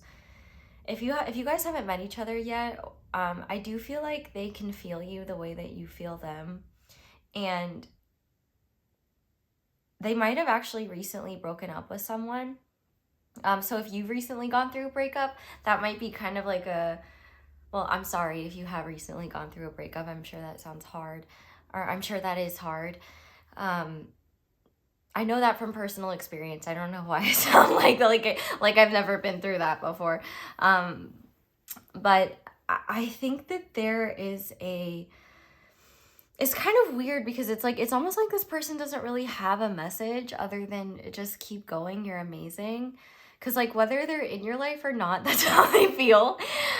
Because if you are in their life, they really believe in you and they really believe in their ability to be who you need. I feel like they feel like you're out of their league, and maybe they might be right. But the thing is like, I think you see in them what they don't see in themselves. And I feel like they also want you to know that you are so much more than you give yourself credit for, and there's nothing that can stop you from accomplishing your dreams. In fact, with the 10 of Cups here, one thing that they want you to know is that if they were incapable of if they were incapable of adding to the fulfillment of your life, they wouldn't deserve to be part of it. And I feel like there is this level of trust that they're extending to you, where they're really saying, I trust that if you accept me into your life and world, I am a part of your highest good. But if I'm never contributing to it, I completely understand if you go in a different direction. I do feel like there is a little bit of self-loathing on their end, where they may feel like they're not good enough. They see you as someone who's a high achiever with big dreams, and they love that about you, and that inspires them too. But I definitely think there's a level of intimidation and nerves about like, can I be at the same level as you are? I don't know if they can. I do think that there's some admission on their end that they are maybe a little bit less mature than you, even if they are older.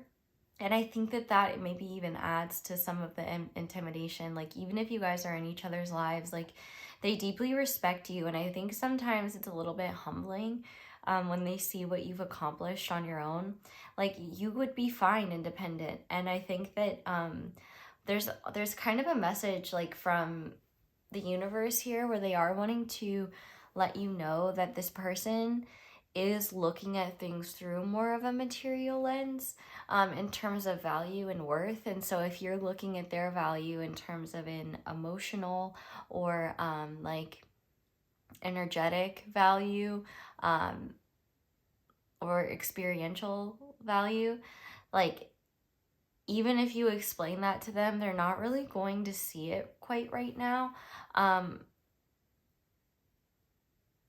Or that's something they might recognize when they meet you. But I think you're there to kind of catalyze them and motivate them to believe in themselves more. I think one thing that they don't realize too is that you have self-loathing tendencies as well, and that maybe that your high achievement comes from a place of like wanting to feel better.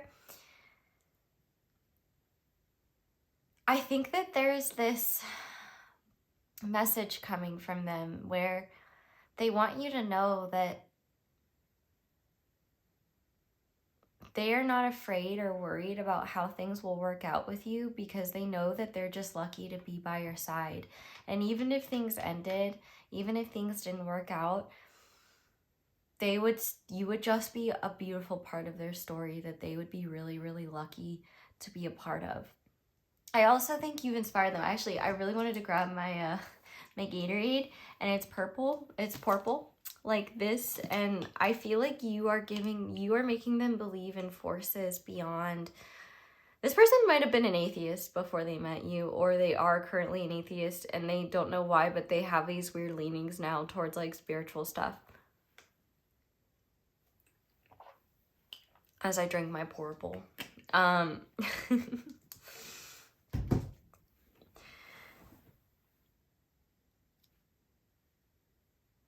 You have a level of honesty and consistency and integrity that has really humbled them. Like, you humble the shit out of them. That's what they want you to know. And if you haven't met them yet, they will. If you haven't met this person yet, they want you to know that no one is good enough for you and never will be, but they will sure as hell try their damn best to be as good as possible for you, especially with justice being here and the Wheel of Fortune. Like, they feel like there is some level of soul contract between the two of you. And if you guys haven't met each other yet, once you do, I think certain elements of your life or certain things that haven't worked out will make sense. If you're in the process of moving right now and that was a huge shock to you, it actually could be related to this. And if you are like already in a relationship with this person, or, you know, if you guys are in each other's lives, I really think that they're probably quite excited for what's to come. I think they're kind of hoping though to like take things just slow and steady, because I do think that they feel like there is an imbalance in power between the two of you, and it might be because you have more resources, or it might be because, like, you know, for example, if like they're in your country or something like that, like maybe they're on a visa, and you're like a citizen or something like that. Like, it might be too, like, they want to be a part of your world more. I haven't seen a Goofy movie in probably 24 years. So I don't even know when I watched it. So I was definitely a wee baby lass. So I can't remember what the dynamic between those two cute little things are, but I think there's a lot of nerves. And I think that this person will take you very seriously.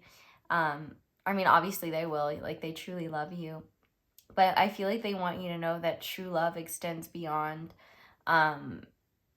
just the idea of happily ever after. It also extends to the idea of, if I don't make you happy, you deserve to have that happily ever after. And I think that's something that this person is communicating to you, that you're not trapped and that you can always choose something different, and that they love you very much, and that and even if they haven't met you yet, they love you very much, and they want you to follow your heart and trust yourself, because you've gotten yourself this far, and like, you're fine being independent. They're quite proud of you, and you're a very powerful person. And they feel like you guys are stronger together than apart, but sometimes I feel like their insecurities get the best of them, and they wonder if you would be happier without them, or wonder if or if they haven't met you yet, they worry about being good enough. There might be this really heavy focus on like ownership and like just material welfare, to feel like, and that's actually been a theme in a lot of the readings. So I don't know if this is just like a greater theme happening within the collective. We sure are seeing a lot of systems, if you're watching this when I upload it, show their face, which, I mean, we've been new, but now the normies are seeing it. So yeah, there's gonna be some, like, I mean, if you're watching this while I'm posting it, yeah, there's likely gonna be some like economic fluctuation and things like that, but I can see that it just is what it is, y'all. Like, I mean,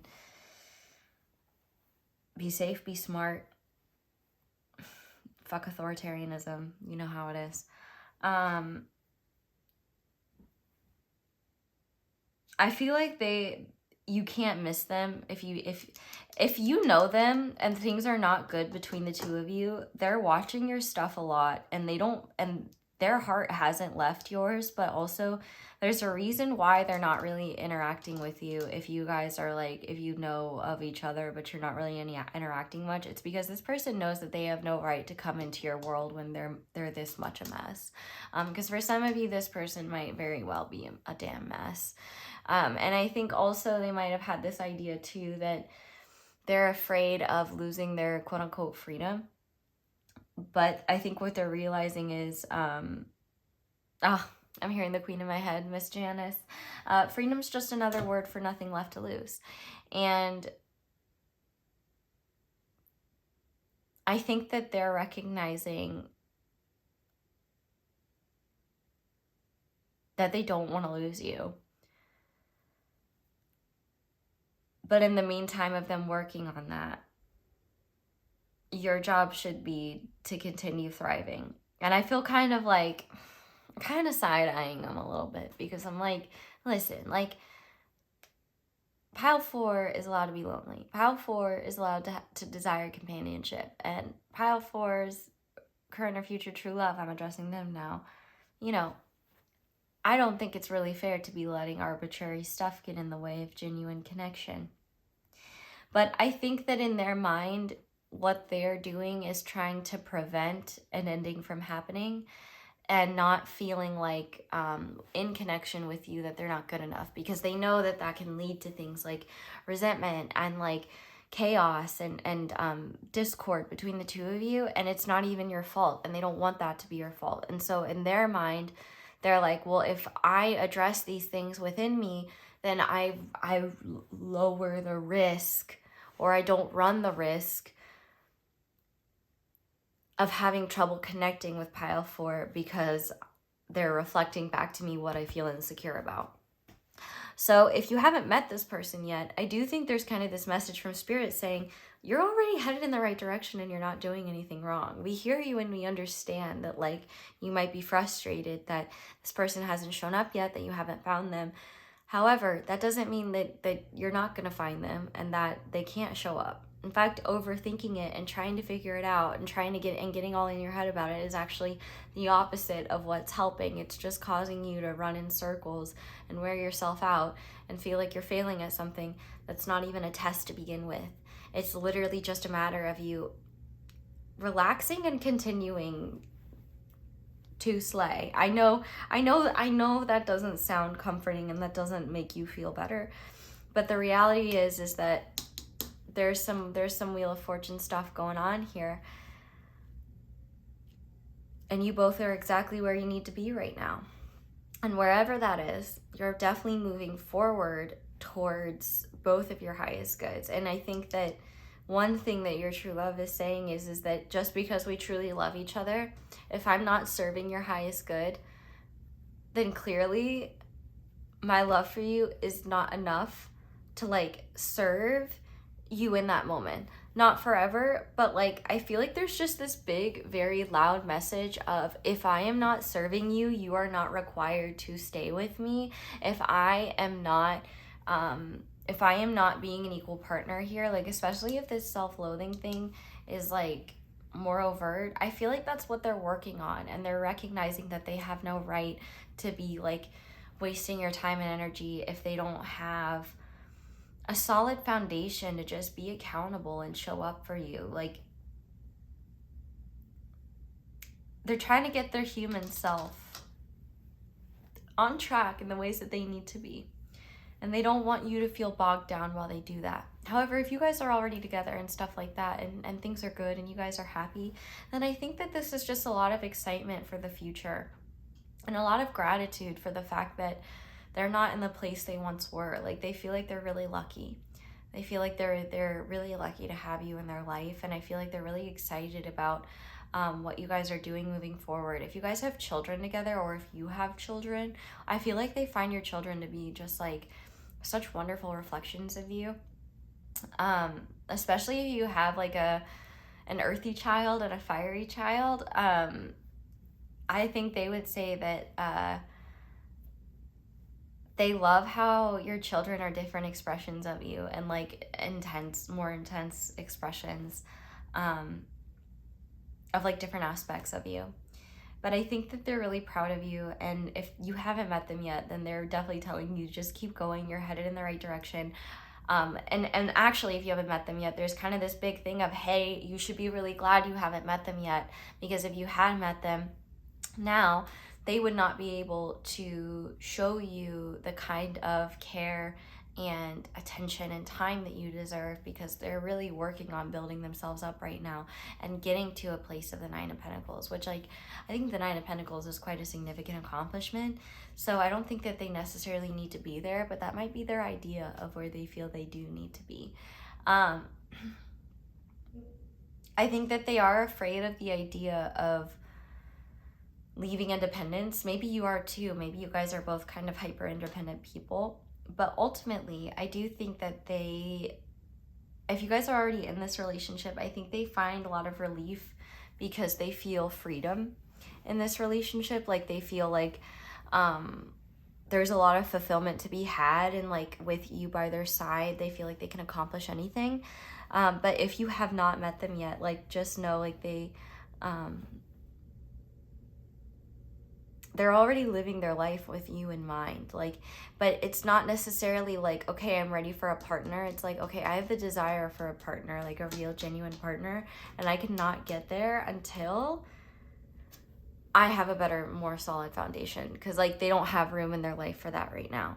However, if this person is already in your life and there is some sort of like, you guys are not like on speaking terms, or you guys are like taking time away from one another, I think that they are saying like, that was the right move. Especially if you were the one that instigated it, they might be saying like that is the right move, and that they're trusting that like if there is something that is meant to be different here, or like they're trusting that like everything is going to work out according to its highest good. And I feel like there's just this big message here that your happiness is so important, and they will always do what brings you joy and what brings you happiness and what brings you love, even if that means losing you.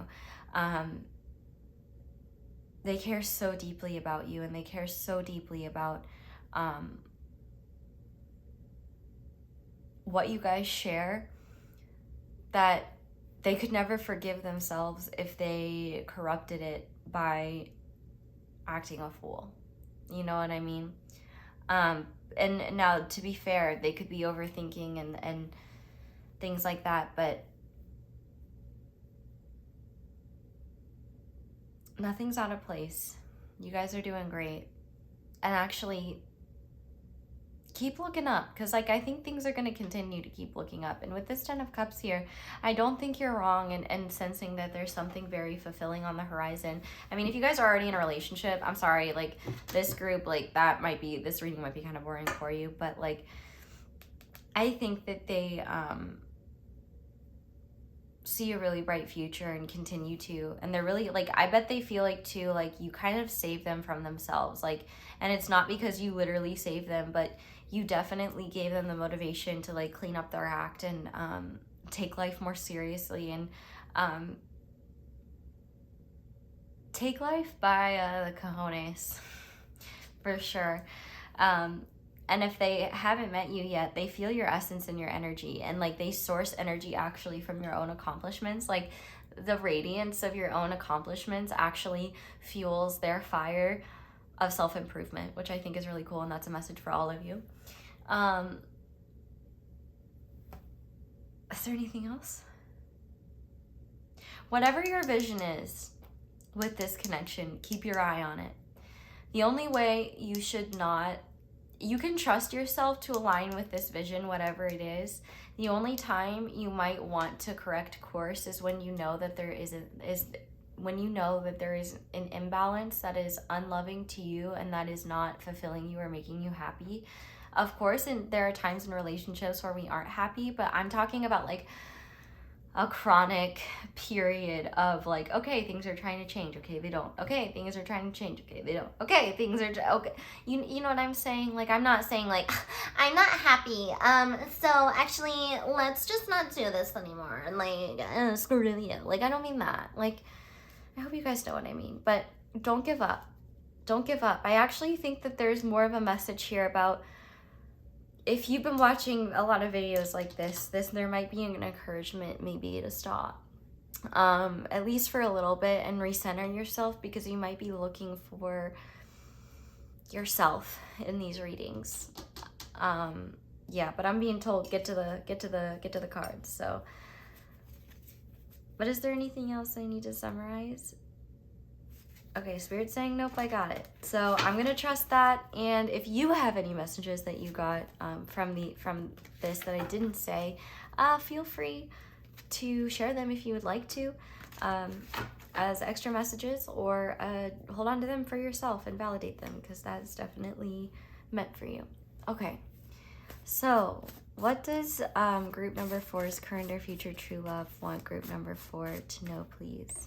Yep, okay, that's really validating. Yeah, they are.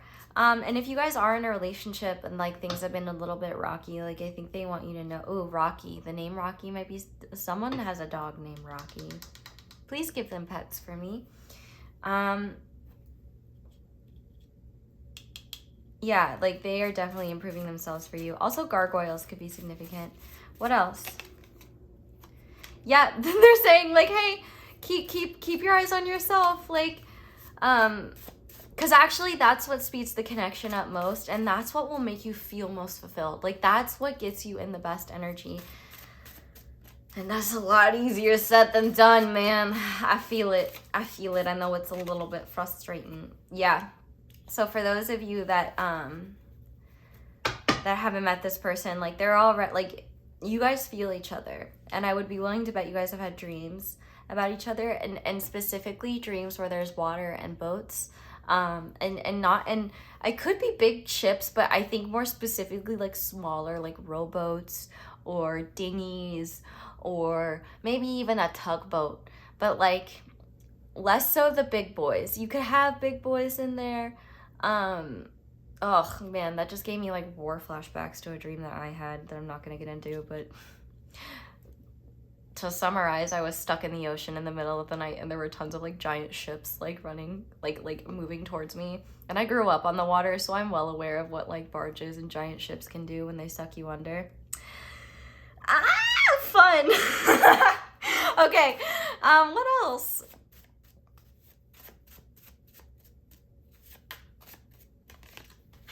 Aw, yes, you are magical to me, and I wish I could kiss you. And what's on the back of, yeah, I'm still recovering, but that doesn't mean that they're not going anywhere. Like, they, if anything, like, they feel like Oh my gosh, you're so special, and I want to just be like everything for you. And some of that I do feel like is maybe a little bit of perfectionism or fear of loss manifesting in ways where they push themselves too far or too hard. But all you can really do, like, you can't get this person to see stuff like that. They have to be able to see it for themselves. And if you can't get it to see them and they're that stubborn, then maybe they do need to lose you to recognize what they're missing out on. And where your concern is just you. Who is matching my energy, who is bringing fulfillment to my life, who is adding to my life, not subtracting from it. So let's go ahead and finish this reading off with some charms and letters and numbers. Let's see what we have here. Okay, if I can open the bag, that is. Okay, I think there's a wish come true coming with this Nine of Cups. That tells me that you really need to trust yourself more, because like nothing is off or wrong. This is just how things flow in the order. Like, this is just the order of things is what I'm hearing. But also silver bells, which, I mean, of course, the song, it's Christmas time in the city. That could be significant. But bells in general, the last name Bell. Oh, okay, the movie Cars, Ka-chow, Lightning McQueen, hello. C-A-R-S, Carrie, Casey, Carbs. I had those today. They were really good. Okay. We have a B. We have a J. Oh, we have two B's. We have an N. Carnies. We also have a number 2. Let's see, do we have any more letters and numbers, please?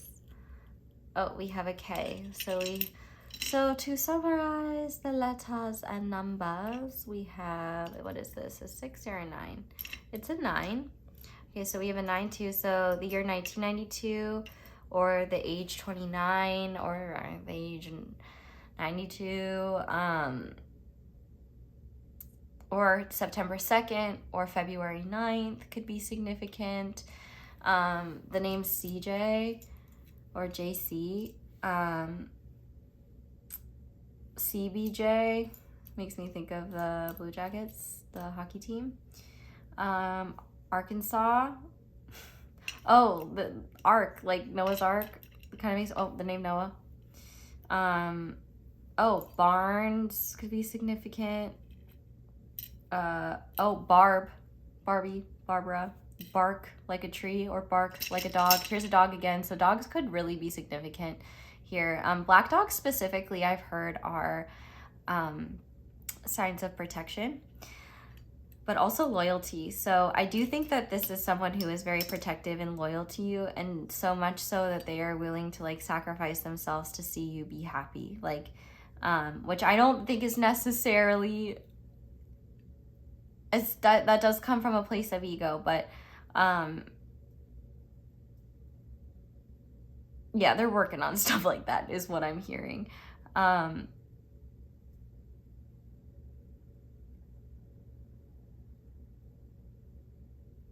Someone could be a rabbi too. I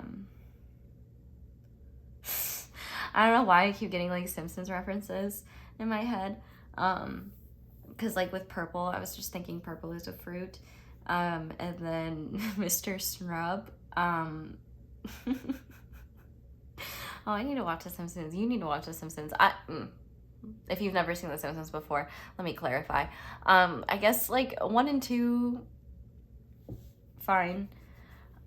3 through like, I wouldn't go any further than 12, but honestly, I really wouldn't go any further than 10.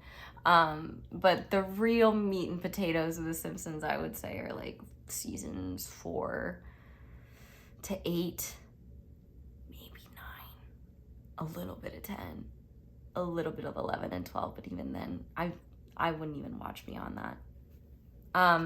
We have the circus here. So circus tents or just chaos like that. Acrobatics could be significant, or just tents in general, like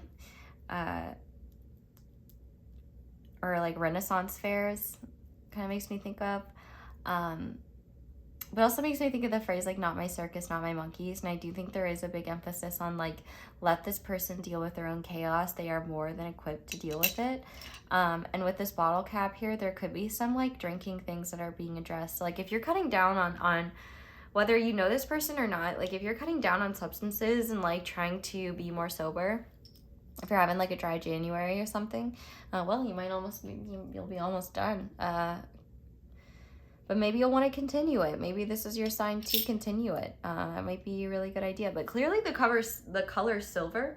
Also, I just heard Buick, which I know it is a type of car, but I didn't know.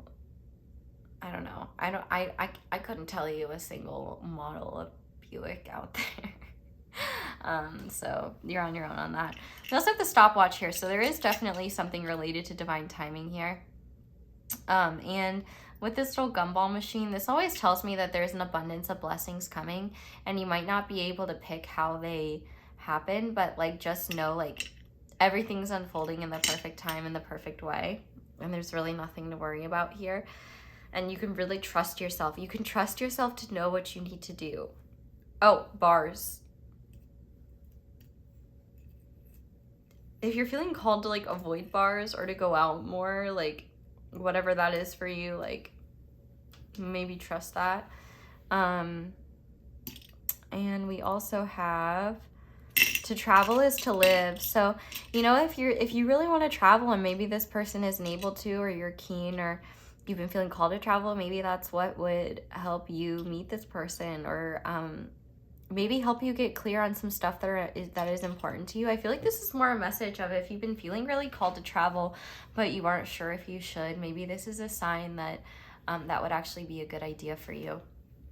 But let's see what else we have here. Okay, we have adapt to circumstances in order to make progress. So yeah, I feel like this is really saying like this is the type of connection you can't map out or plan out like 5 years in advance. Like this is something that like everything is in a state of fluctuation and it's changing all the time, but it's not changing in like the destination. It's changing in how you get to the destination. So think about it like this way. Like if you were driving and you had your destination on the GPS, and then there's an accident ahead of you and your GPS has to redirect you, or you have to sit and wait. Or maybe the accident is on the other side of the freaking freeway and you're sitting in traffic anyway because every Tom, Dick, and Harry in front of you has to slow down and ogle at it. That came from a deep place inside of me, and it is something I dealt with. And it was something where I thought, thank God I don't have a nuclear codes, because that makes me so mad. Why am I in traffic? Because you guys had to slow down to watch an accident on the other side of, like, move. Thank God I don't have the nuclear codes. That's all I'm saying. Because that right there, I was so done with humans. I love them, but I was so done in that moment. Speed the fuck up.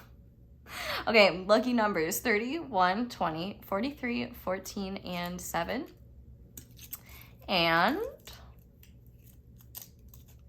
we have be calm when confronting an emergency, a crisis. Well, don't do what I just did. Yeah. Do what I say, not what I do. So we have the word today in Chinese. I'm not even going to try to pronounce that, because even if I try, I know my tone will probably be off. But okay, lucky numbers 11, 43, 40, 19, 8, 4. Okay, was there another? Because we had 143 on this follow your heart card. Was there? Yeah, there. Okay, so there's a 1 and a 43. So 143 seems to be a really significant number combination, which if you have ever heard the classic bop I by Cody Simpson. I'm really revealing my age here. There's some lyrics in it. They're like, if you're thinking about me, text 143. That means I love you. And girl, I'll be your everything you need. Baby, let your heart take the lead.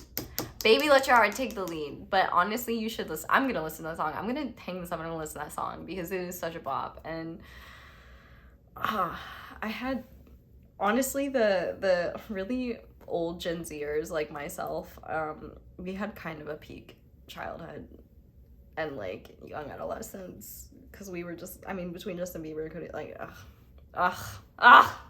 we had it so good. We had it so good. I don't even know what I'm saying. I feel like this was just a hangout, but damn, I had a really good time. So, yeah, all I would really say here is like, it doesn't matter where you go, you're always gonna find who you need, and you're gonna find yourself, and you're probably gonna find this person.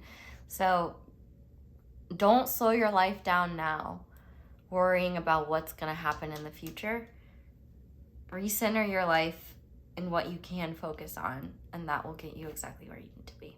So group number 4, that's where I'm going to leave this reading. Thank you guys so much for watching, and thank you so much for letting my ads play in the background. That is one of the simplest and easiest ways to show support and appreciation for my channel. Definitely make sure to sign up for my email list, and sign up and go subscribe to my second channel. I haven't posted anything yet, but I'm posting something soon. I did make stuff, but I'm like, I don't know, it's a little too vulnerable, I think. I don't know. I'm gonna figure it out. It's gonna be fine. But yeah, okay. I love you guys, and yeah. Oh, like the video, comment down below, let me know how it resonates. You can subscribe if you haven't already. You can leave me a tip. My Cashapp is palehag. I can respond to you there. I can't respond to you on PayPal, but thank you to everyone who donates, or just gives me a little tip. You can do that down in the comments as well. That's all I have for you guys. So thank you so much for watching and for letting me read for you. I love you guys so much, and I hope this reading finds you well. I hope you all have a wonderful day or night whenever it is that you're watching this, and I hope you'll come back and see me again soon. Bye.